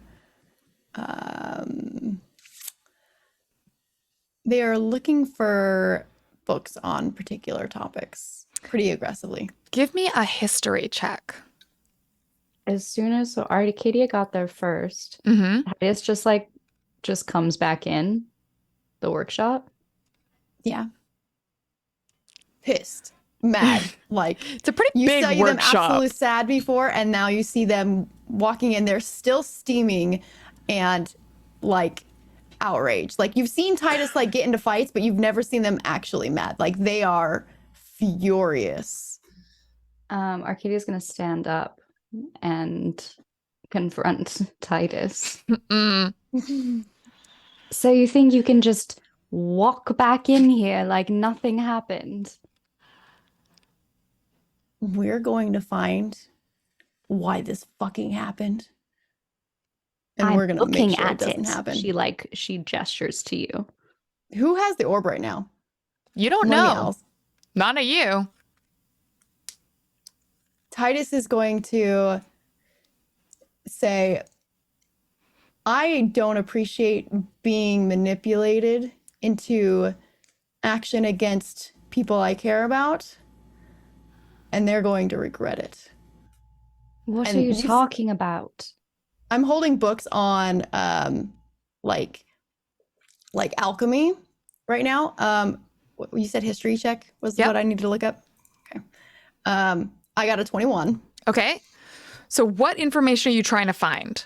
I'm looking up two different things. I'm looking up possible alchemical abilities to, either like learn what types of resurrection might be used or needed, and or summonings that might help with interplanar things. And then the second thing is I am looking for information on the orb based off of the name that the trio said. They told us that it was the wrong orb. They said she said it was like Orb of Scrying or something like that. She said it was not she said you'd been sent to get the Orb of Scribing, and she said that's not that orb. Right. So I am looking up anything I can find on black obsidian orbs that have some sort of channeling power, anything at all related to not embellishing, what's the word? Enhancing. Okay. And or something that either someone like related to people being able to like infusion? Yes, more of like something that people could either possess utilizing, and or something that would enhance something existing. So they're thinking along those two lines is what happened. Either they were possessed by something or enhanced and blinded them in an unusual way. Okay. So I'm going to say you're not going to have time to like read a book right now, but because you rolled really high, you at least know where the books are that are appropriate. You are able to grab. So the way artificers work as they level, instead of like they just gain more power from their god or whatever, or learning it from a book, they essentially build things that do the magic. So you are able to grab books about all sorts of things that you can build to enhance abilities. There are lots of spells that do this that can kind of be built into these objects. And so there's like a lot of books on this. So you grab a bunch. And then you also have, there's no like directory of orbs for you, unfortunately. But you do, you have a thing about like sacred artifacts, lost artifacts, things like that. Okay. I think the main focus, like first things first, Titus would be like, okay, I want to see if I can summon Eden's presence from another dimension, because they've mentioned like extraplanar things, unauthorized, etc. So Titus's thoughts are, okay, then that was the only person who had changed planes, probably in the space of time in which they came back in. So they must just exist on another plane or something right now. So Titus is looking for a way to open a portal. What's Titus's last name? Titus's last name? Oh, Yeah. I have that written down somewhere. Do you want me to yeah, I check? know we talked about it originally. Hold on, let me find it for you. I would like to dramatically say that maybe they're starting Caldera. to like What? Caldera. Oh, Caldera? yes. Titus Caldera. You don't get to hide behind your anger. and your books. Start speaking now, and don't you dare lie to me. There's no hiding. That orb that they sent us in for, that's not the orb they sent us for. Nor did they warn us that there could be anything else. This orb either possessed me or took over control in what my perception of reality is, which is not okay. I do not allow control That would be very to anybody. convenient if it were true. Well, do you really think I have the ability to breathe fire like that normally? Have you ever seen me breathe fire like that before? I don't know That's what you're not capable me. of. I barely know you. Well, Can I insight? Yeah. yes.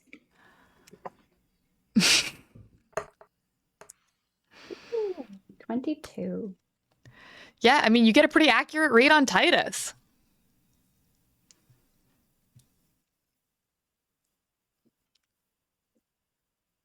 And Titus says, now I understand that you want to kill me. And you know what? I want you to. But not before we figure out what the fuck happened and make them pay first. And you hear Owl at the back. She goes, sorry, am I them in this? Just checking. Titus looks over. Hi. Are you insinuating that you caused this to happen? I don't know. I think I've kind of lost the plot a little. Who are we mad at? I mean, I'm on your side, I think. Titus just turns away and starts flipping through the books. And it's clearly like summoning portals and stuff like that. No portals. Remember, no unauthorized. I have an idea. Do you know what I think would be fun? So, Amala has invited you all for dinner. Isn't that lovely? Yes. Yes, Well, Amala. Is this the? Yeah. Well, never mind. Continue. What if we all go together? And yes. Would Titus know about like priests and resurrection spells? Like, you know, it's a thing. It's a thing. Arcadia would. Yeah, you would know about clerics. But you also know that it's a really high level spell. That is like not something you can do. And yeah, Arcadia, you would know all about it. Like, you've probably seen resurrections before. Mm-hmm. Titus turns and shouts again at the owl lady. Unless you employ healers that can resurrect, you need to leave right now. And Titus is like, fingertips and stuff are starting to glow a little bit. Book pages are starting to singe a little. Are you threatening me, Titus? You know, a threat is not the same as a promise. Oh. You know, I heard a rumor that you're immune to fire. Is that true?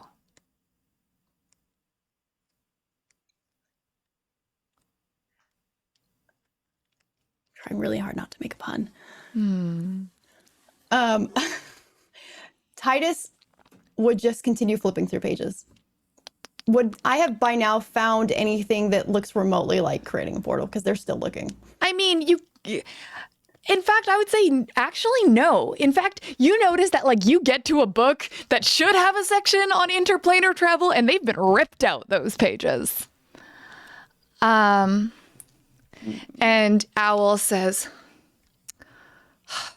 goodness, I hate it when they don't listen. Titus! Titus, could you give me a dexterity saving throw?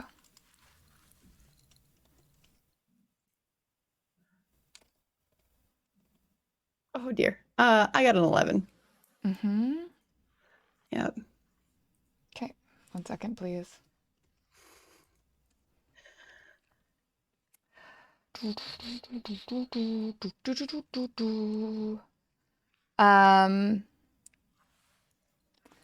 You. Hold on, let me just do some quick rolls here. 1 second, please. Everybody just hold on for a goddamn second. trying to remember what the pun was so that I can enjoy it, but I can't. Yeah. It's gone.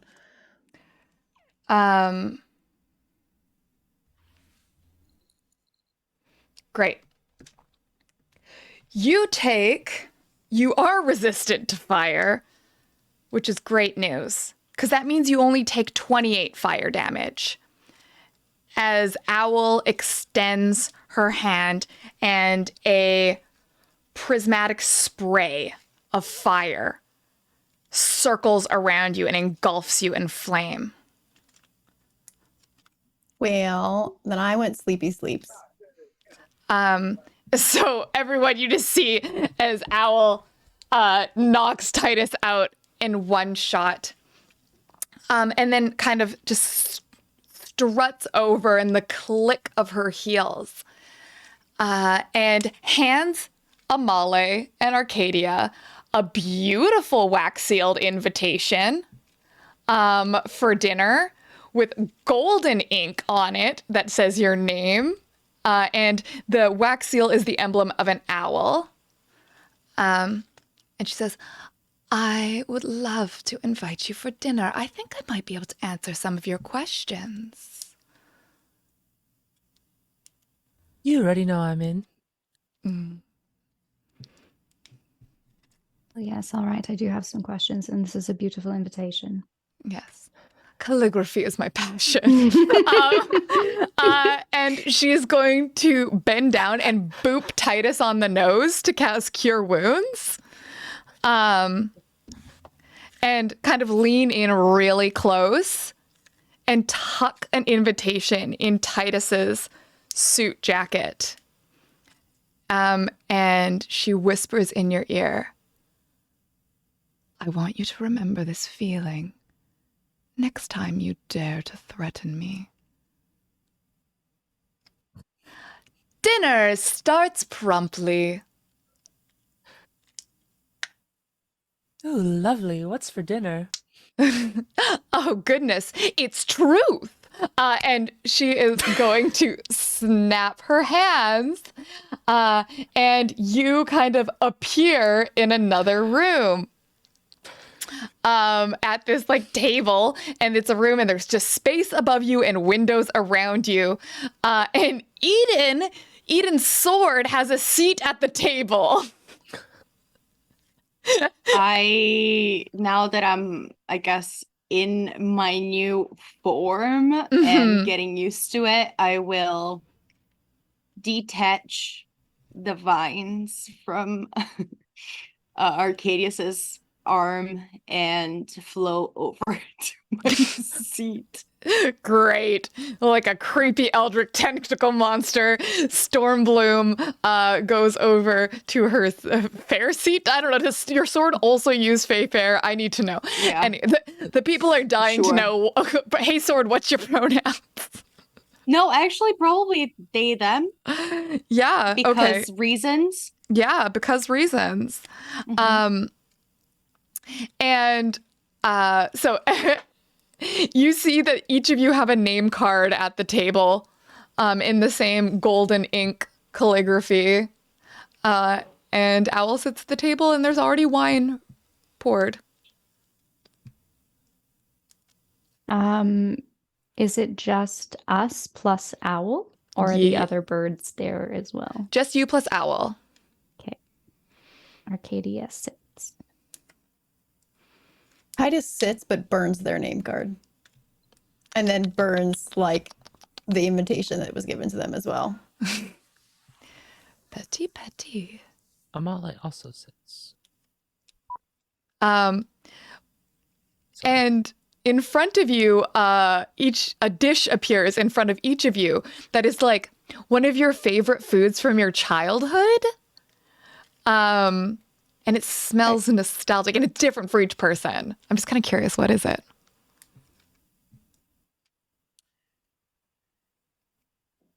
Titus would probably have an exceptionally spicy curry. Okay. And they burn their food instead of eating it. Casper. It's plain oatmeal. Oh,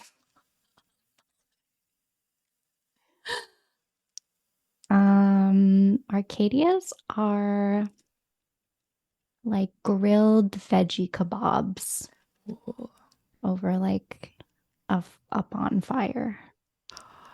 And Eden, what's in front of your plate? Do I even like feel any of the hunger or anything? No, you don't feel any hunger or anything. In fact, you can't even So- smell the food, but you can see it, and everyone else can as well. To be honest, I don't think there would be anything because they don't need anything right now. It's a nostalgic thing, so it's something from your It's a past. nostalgia thing. Okay. Sword oil. Mel said it's sword oil. No. Some odd looking fruits and I guess like what looks like cheese but could be something else. It's like a charcuterie pretty much, but with like face stuff. Fey charcuterie. You know. Fey charcuterie, yeah. It's a fey charcuterie with a bubbly rosé, a dry bubbly rosé, like a brute. Ooh, lovely. With prosecco in it. So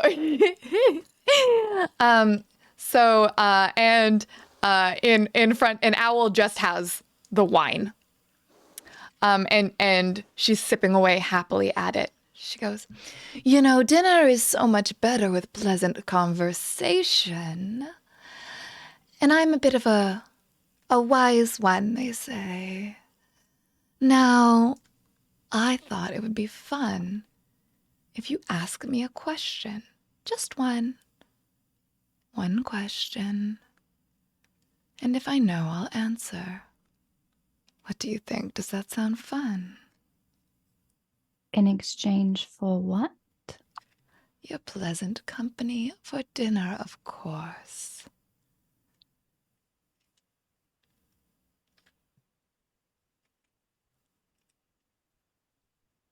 And that's it? That's it. Just conversation.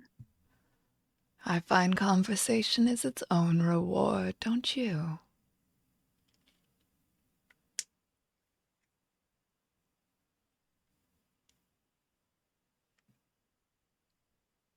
And what would be the conversation?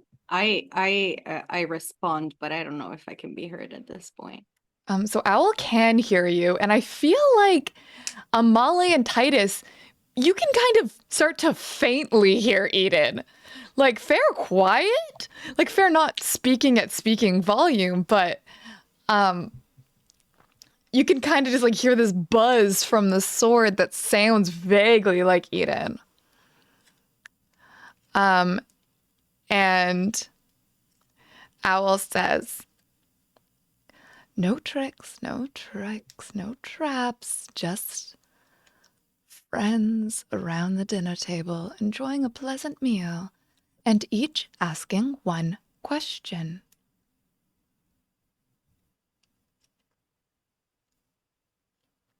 Titus is burning alchemical symbols into the table with their fingertip. You know, you've already asked 3 questions. You have lit my invitation and my placard and now my table on fire. I think I'm being a patient and gracious host, and yet you meet me with suspicion every time. Have I not sent you on quests? Have I not rewarded you for your missions? Titus asks, "What was the orb?" Is this your question? They just deadpan stare at them. Okay, what is the orb?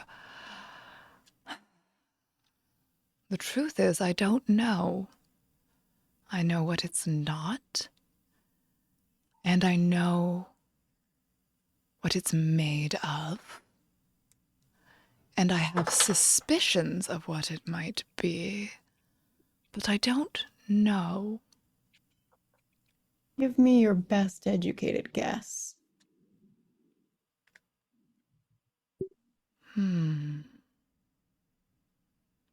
Well, that's a demand, not a question, isn't it?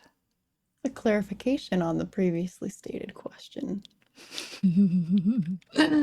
Oh, Titus, I like you. You're a pain in the ass. All right, all right. So, what do I think it is? Well, Titus, how much do you know about dragons? Should I roll in a kind of check because I don't actually know how much Titus knows? Sure. Well, I can tell you a little bit what you would all know about dragons in this world, which is that they're not real. They're a thing that is like in history. Like it's like if you've like imagine if like in medieval times dragons were a thing. You've heard of them. They're in art a lot. They get depicted quite a bit. You've seen pseudo dragons and like little guys. But the age of dragons has long since passed.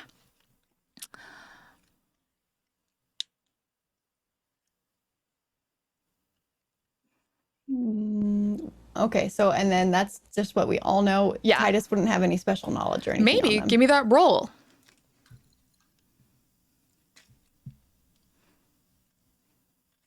Nope. 8.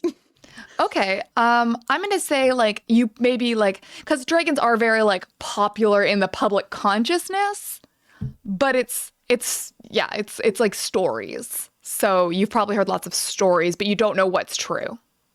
Could I see if I would know something from the Feywild? Sure. Now this is tricky because you lost your memory. 20. Okay, give me 1 sec. We're gonna resolve that in a second. Okay, Titus would just be like, I know what anyone else would normally know. Anyone? Well, I know a lot more than you, so it's not anyone, is it? Anyway, the dragons. You see, they have a truce. It's all a bit of fey trickery, honestly. But I do believe that that orb has something to do with it. With the truce or with the dragons in general? It's the dragon's truce.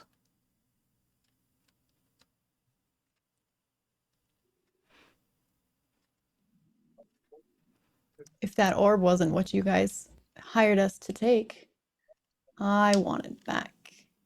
No. Next question. Eden.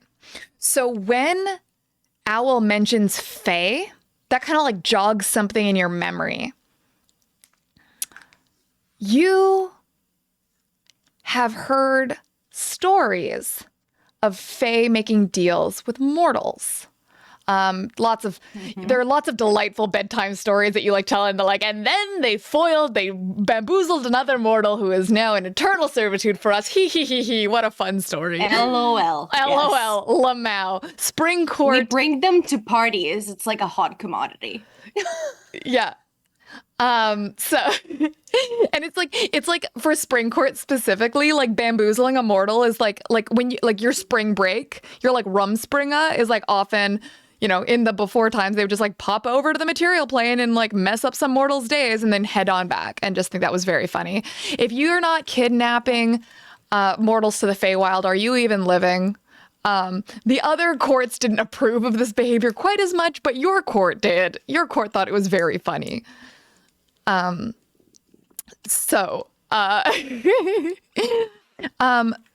you know that Fae have been involved in like political intrigue and things, and it kind of like rings like you're hitting that fog of amnesia that you run into a lot. But the thing, something about Fae and dragons means something to you. That kind of clicks something. I'll just ponder. I'm not gonna say anything right now. I'm gonna stay with that thought and try to see if I can like dig a little bit more. But yeah, I'll Okay. Anybody else have a question?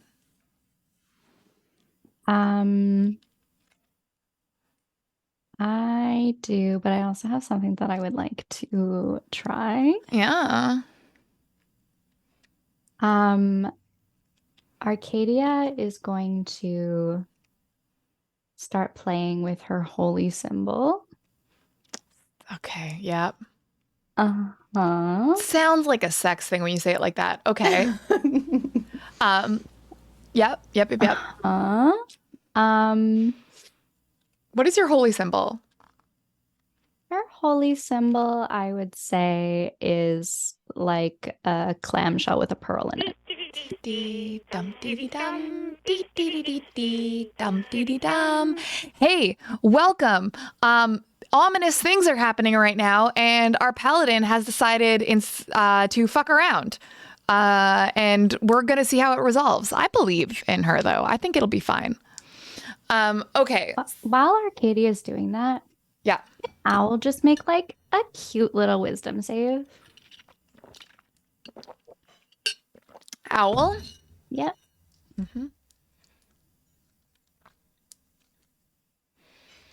Dum dee dee dum dee dee dee dee dee dum dee dee dum. Ba ba ba.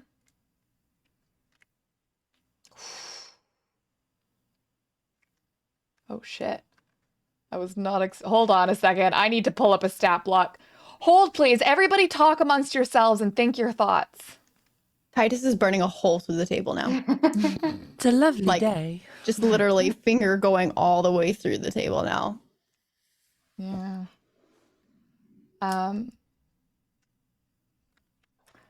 They have also burned a dick into the tabletop. Diddly-dum, diddly. Hi, Raiders. Hello. Oh, Titus, is that a penis in the table? Are you just happy to see me? Is okay. Is that a penis in your wood? Or are you just happy to see me?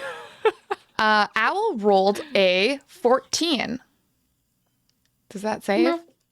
It does save. Oh, Nothing happens. I mean, you don't know how low of a roll that was for Owl, okay?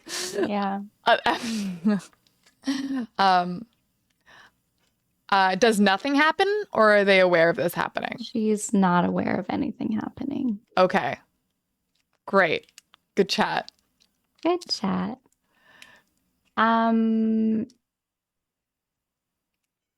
Okay.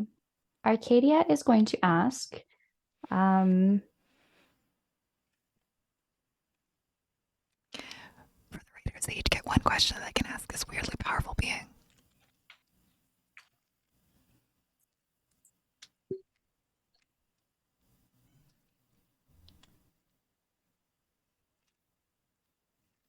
what are your true intentions with us? Oh, I like this question. My intentions with you. Intentions are changing. My intentions yesterday are different than my intentions now. Before, I simply wanted to see you rise in the ranks of the mafia, to take your place. But now I'm wondering if you have a bigger role in these things. I can see the primordial magic on your skin. I can see the way that this legendary weapon speaks to you. I think your intentions are growing.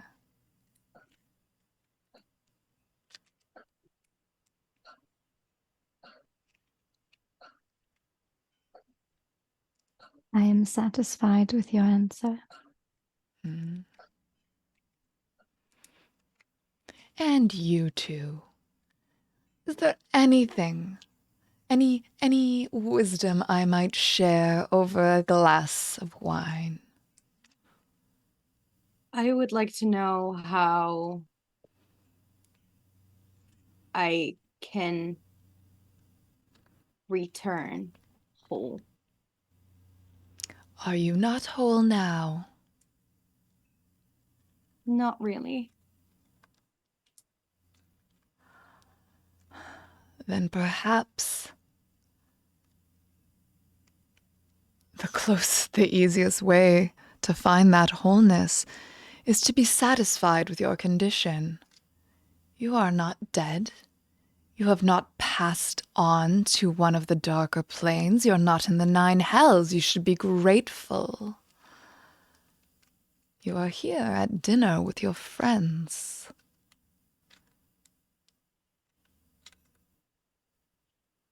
You haven't answered me. I deserve my answer. I disagree You with the said that you would premise of your answer me. question. You're not whole. You are a soul and you have a vessel. That's more than most can say. Again, you're not answering my question. You said that you would answer our questions. I answered your question. This one bores me. Do you want a body? I want my body. Your body is made of ash. Would you like to be ash? I can arrange that. No, I would like to be whole in my body. Well then, I recommend you look into time travel, perhaps. If you want that body back, it doesn't exist. Not anymore.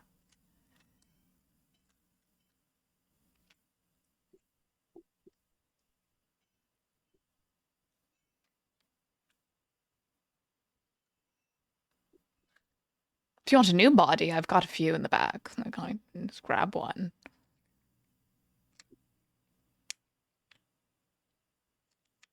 Eden will be silent because Faye feel like Faye didn't get an answer. So Grouchy little sword. Goodness gracious. That's why they call her so prickly. The thorns get it. Amale, darling. My favorite. Well, I certainly didn't expect to ask a question, and I don't know if I have a genuine inquiry. However, I would ask for your advice. Well, that wasn't part of our little exchange, but I do love giving advice. So, what can I assist you with? Then I will ask for advice in the form of a question. What do I do now?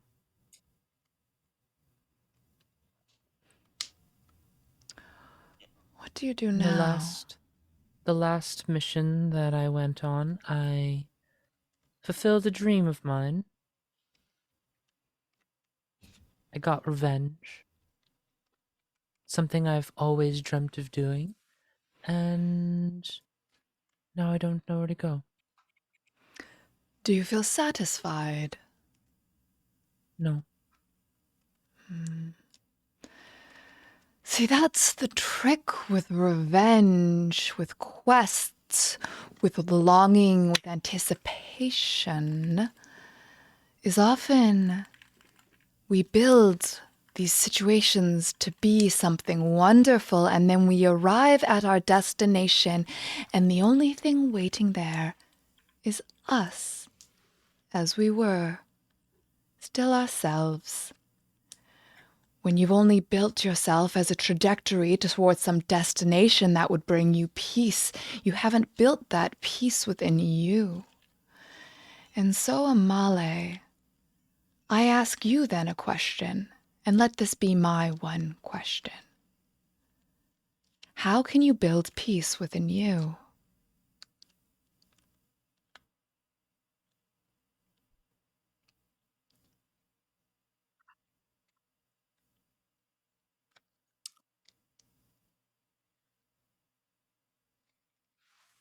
Amale is going to look over at Arcadia and then still addressing the owl say, I want what she has.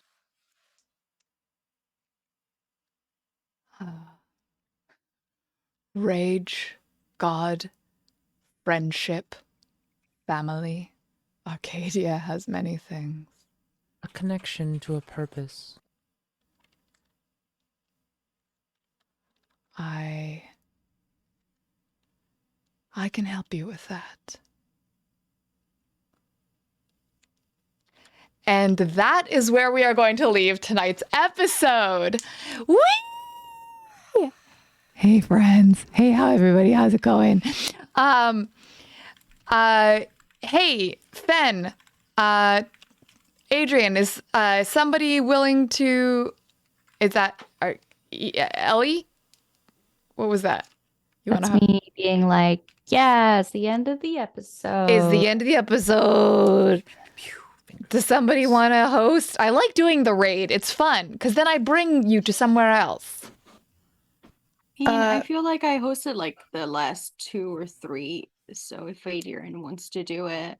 Yes, but time zone change difference means it's almost 11 for me. Okay, it's bedtime for Adrian. All right. Yes. I mean, I'll stay on. I'm Okay. on, so. Yeah. Perfect. Finish it is. Let's head over to Fen's channel. So, friends, a lot just happened. Please stick around. We're going to go hang out with Fenice and do a little chat, a little debrief, a little talk about our favorite moments, ask some questions to the DM. It'll be great. I think everything's going to be fine. And now people are going to be less mad at me. I don't know. I just introduced more villains. So goodbye. I think this is fine. I think this is great, actually. Let's go hang out with Fenice. Also, by the way, exclamation players, follow everybody. Follow me, because I'm great. 10 out of 10. Recommend me. But also follow Josie and Elephane and Adrian. And then also come follow Fenice. Let's go. Bye.